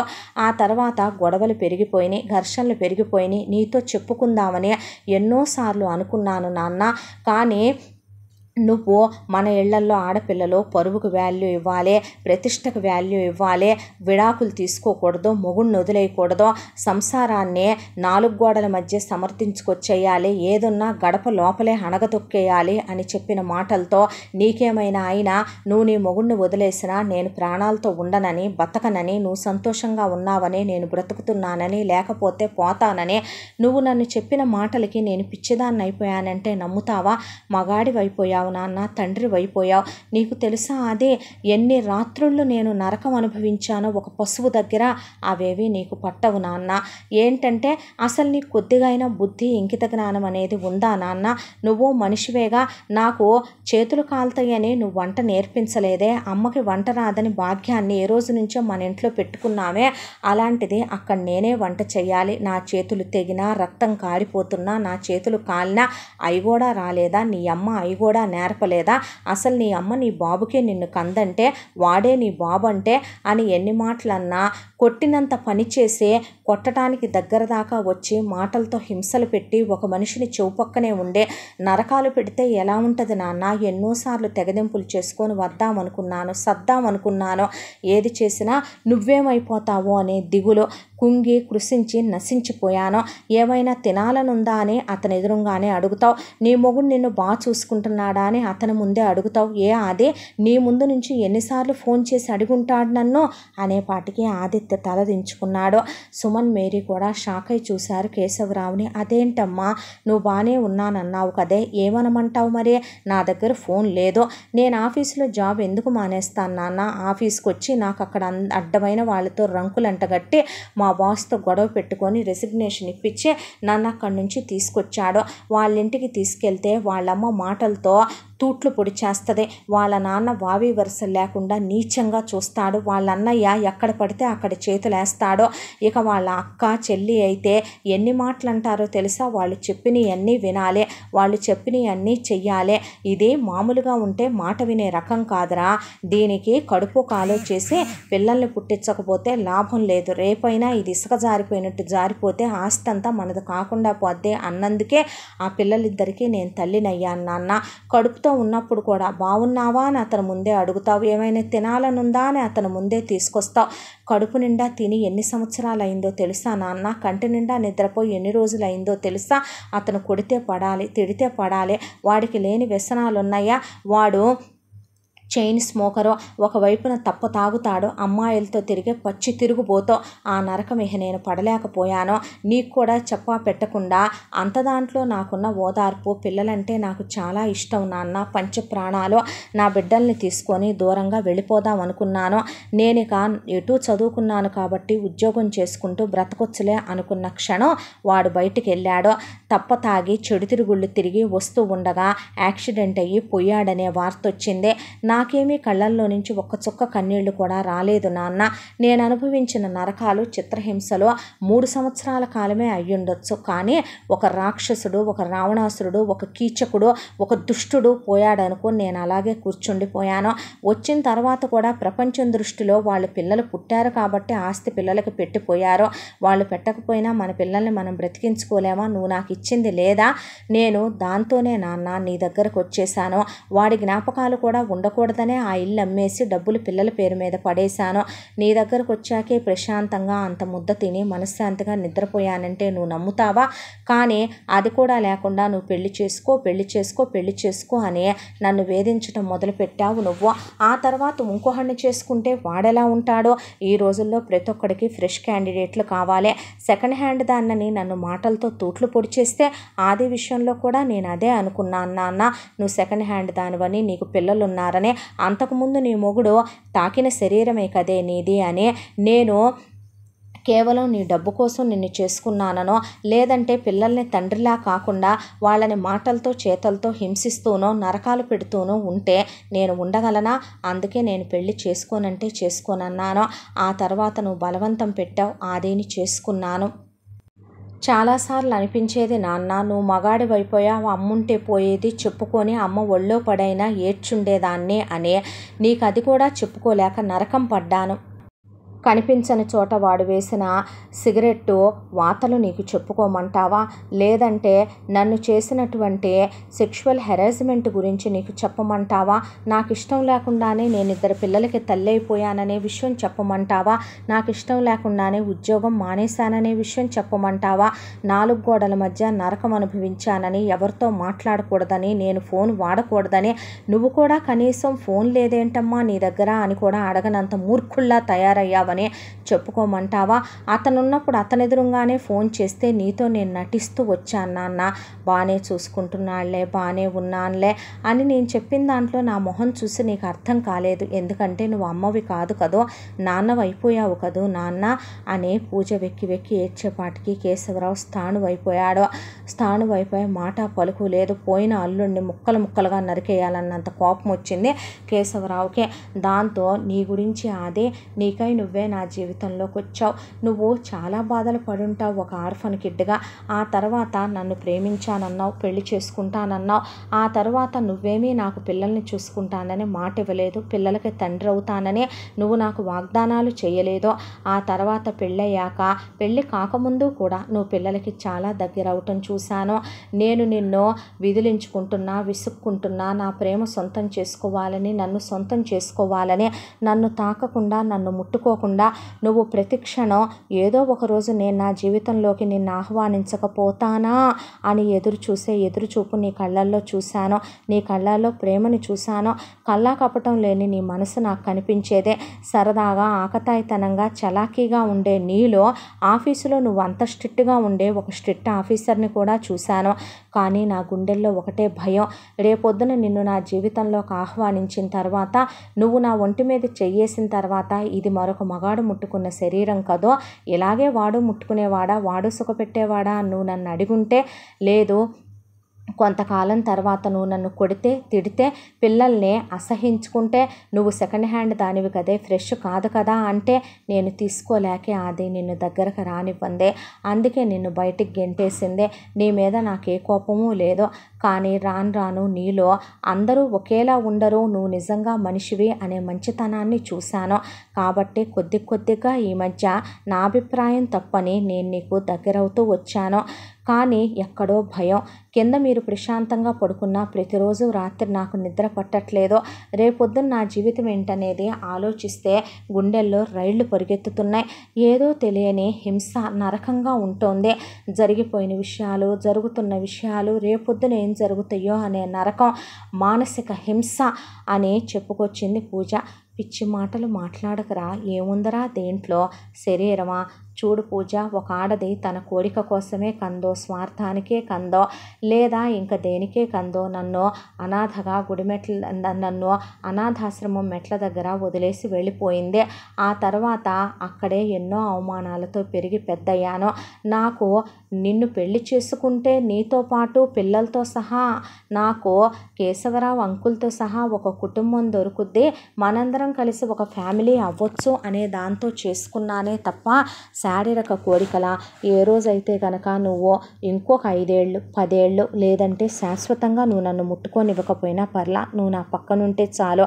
ఏముందరా దీనిలో, శరీరమా మాంసపు ముద్ద, దీని మీద కోరికతో వ్యామోహంతోనా ఒక ఆడదాన్ని చేసుకునేది? డబ్బా?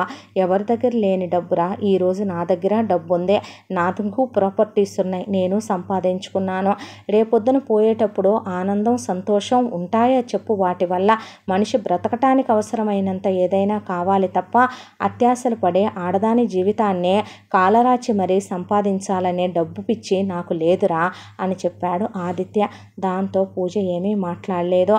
నర్సు మేడం ఇంజెక్షన్ చెయ్యాలి అన్నాక సుమన్ కూడా పూజ అక్కడి నుంచే మెడికల్ షాప్ దగ్గరికి వెళ్ళిందే. తప్పు చేశారేమో కేశవరావు గారు అనేసి వెళ్ళిపోయాడు సుమన్. ఆలోచించి ఉండాల్సింది సార్ మీరు, అంది మేరే. ఆ తర్వాత నాకు నిజంగానే సూసైడ్ చేసుకుని చచ్చిపోవాలని ఉందరా అదే అన్నాడు కేశవరావు. పిచ్చి పనులు చేయకు, నేను ఎన్నోసార్లు నా ముందు నువ్వు ఫోన్ చేసినప్పుడు అన్నాను, ఏ తండ్రి అయినా ఏ తల్లి అయినా పిల్లలతో రహస్యంగా పక్కకు పిలిచి మాట్లాడుకోవాలి. ఎవడో ముక్కు మొహం తెలియని వాడికి ఇచ్చి చేశావంటే కనీసం ఒక 6 నెలల టైం అయినా తీసుకోరా. వారం రోజుల్లోనే డెసిషన్ ఎలా తీసుకున్నావు ఫ్రెండ్ నువ్వు? తను వద్దు అని చెప్పే కొద్దీ తన మెడకి ఎందుకు గుదిబండలా కట్టాలనుకున్నావు వాణ్ణి? ఇప్పుడు ఇంత జరిగిపోయిన తర్వాత నువ్వు మళ్ళీ సూసైడ్ లాంటివి చేసుకొని తనకి లేనిపోయిన అనవసరంగా మళ్ళీ ఒంటరితనాన్ని మిగిల్చేసి బాధని తన మనసులో నింపొద్దు ప్లీజ్ అన్న తర్వాత, నువ్వే కరెక్ట్గా ఆలోచించావు కదూ తండ్రిగా, నేను ఓడిపోయాను కదో, సుభద్ర నన్ను క్షమించదురా అదే అన్నాడు కేశవరావు. అసలు ఇదంతా జరగటానికి మనం ఇక్కడ ఉండటమే కదా కారణం, మనం వెళ్ళిపోదాం ఇక్కడి నుంచే అన్నాడు ఆదిత్య. ఈలోపు పూజ వచ్చి మేరీ ఇంజెక్షన్ చేసిన తర్వాత 2 రోజుల్లో డిశ్చార్జ్ చేసేస్తాం మేడం సార్నే అన్న తర్వాత, సరే అంది పూజ. అన్న తర్వాత కేశవరావు ఇక్కడ ఉన్నటువంటి ఇల్లు అమ్మేసి ఇక ఆదిత్య ట్రాన్స్ఫర్ చేయించుకున్న తర్వాత కేశవరావుని ఉద్యోగం మానేయమన్నాడు. అదే భాగ్యం భర్తతో సహా ఒక విల్లా కొనుక్కొని ఇక్కడి నుంచి అక్కడికి ఎవరికి చెప్పా పెట్టకుండా పిల్లల్ని తీసుకొని వెళ్ళిపోయారు పూజ, ఆదిత్య, కేశవరావు. వెళ్ళిపోయిన తర్వాత అక్కడ ఒక ఫ్యామిలీని మేట్ చేసుకుని కొత్తింట్లో గృహప్రవేశం చేసుకుని సత్యనారాయణ వ్రతం చేసుకున్న తర్వాత మీ ఇద్దరు హనీమూన్కి వెళ్ళిరండి అన్నాడు కేశవరావు. అదేంటి మేము, నువ్వు రావా ఏంటి? భాగ్యం బయలుదేరు అన్నాడు ఆదిత్య. అన్న తర్వాత భాగ్యం భర్త, కేశవరావు, పిల్లలు, పూజ, ఆదిత్య అందరూ కలిసి వెళ్ళి భాగ్యం వాళ్ళను కూడా మళ్ళీ ఎప్పుడు చూస్తారోలే, సరదాగా ఉంటుంది చూడండి అని వాళ్ళిద్దరికి ఒక రూమ్ తీసుకొని కేశవరావుకి పిల్లలకి ఒక రూమ్ తీసుకొని అప్పుడు భార్యాభర్తలుగా వాళ్ళు సంపూర్ణంగా వాళ్ళ జీవితాన్ని పరిపూర్ణం చేసుకున్నారు పూజ, ఆదిత్య. ఆ తర్వాత పూజకి ట్విన్స్ పుట్టారు. 2 బాబులే పుట్టారు. ఆ తర్వాత 4 మన పిల్లలే, 4 మన బిడ్డలే అని అప్పుడు ఆపరేషన్ చేయించుకున్నాడు.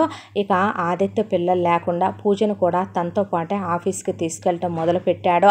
కేశవరావు ఖాళీగా ఉండటం ఎందుకని అక్కడ చిన్న బిజినెస్ స్టార్ట్ చేసుకొని ఇంటి చుట్టూ బోలెడంత ఖాళీ ఉంది కాబట్టి ఆర్గానిక్గా దొరికేటటువంటి ఫ్రూట్స్, వెజిటబుల్స్, అలాగే చుట్టుపక్కల వాళ్ళు ఉండేదే అటవీ ప్రాంతం కాబట్టి అక్కడి నుంచి తెప్పించిన ఆర్గానిక్ ఫుడ్స్ అన్నీ ఆన్లైన్లో కూడా సేల్ చేయటం మొదలుపెట్టాడు.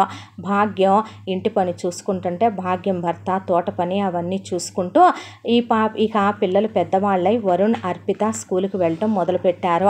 కేశవరావు కోరిక ప్రకారం ఆదిత్య అర్పిత పేరు మార్పిచ్చి సుభద్ర అని వేయించి బర్త్ సర్టిఫికెట్ తెప్పించి ఇచ్చాడు. వరుణ్ పేరు కూడా మార్పిచ్చి పూజ సూర్య అని పెట్టుకోవాలనుకుందే. అదే పేరు పెట్టించేసి పిల్లలకు ఫాదర్ కాలంలో తన పేరు పెట్టించి ఆ తర్వాత వాళ్ళు ఒక కుటుంబంగా సంపూర్ణంగా సంతృప్తిగా ఆనందంగా వాళ్ళ జీవితాన్ని 3 పువ్వులు 6 కాయలుగా గడుపుతూ తృప్తిగా ఆనందంగా గడపసాగారు. రెండవ భర్త వచ్చిన తర్వాత చాలామంది ఆడవాళ్ళ జీవితాల్లో ఉండేది ఒకటే, ఏంటంటే ఒక మొగుడు పోయాడు, రెండో వాడు వచ్చాడు కాబట్టి వచ్చిన వాడు ఒకటి డబ్బు కోసమో, లేదంటే కనుక శారీరక కోరికలతోనో, లేదంటే మరొక దాంతోనో ఒక ఆడదాని జీవితంలోకి ప్రవేశిస్తూ ఉంటారు. ఏ 100కో కోటికో ఒక్కళ్ళు మాత్రం ఒక కుటుంబాన్ని మేట్ చేసుకోవాలని, భార్య అంటే బలిపశువు కాదని, ఆడదంటే అణచివేతకు గురయ్యేటటువంటి ఒక వంటింటి కుందేలు మాత్రమే కాదని, పిల్లల్ని కనే ఒక మిషన్ కాదని అర్థం చేసుకుని ఆమెకి విలువిచ్చి గౌరవం ఇచ్చి గుండెల్లో మహారాణిని చేసి చూసుకునే మగాళ్ళు కోటికి ఒక్కళ్ళుంటారు. అలాంటి మగాళ్ళందరికీ హ్యాట్స్ ఆఫ్ చెప్తూ ఇంతటితో ఈ కథ సమాప్తం. తల్లిదండ్రులు పెళ్లి చేసే ముందు పిల్లలు మన మాట వింటున్నారు కదా అని తొందరపాటు నిర్ణయాలు తీసుకోకుండా ఒక్క క్షణం అవతలివాడు ఎలాంటి వాడో అని ఆలోచించే సమయం తీసుకుంటే చాలామంది జీవితాలు పూజ జీవితాల్లా బహుశా కావేమో. మళ్ళీ మరొక మంచి కథతో కలుద్దాం. మన ఛానల్ని తప్పకుండా సబ్స్క్రైబ్ చేసుకోండి. ఈ కథను మనకు అందించిన కథా రచయిత్రి జి. ఆమ్ని శ్రీనివాస్ గారు. Thank you.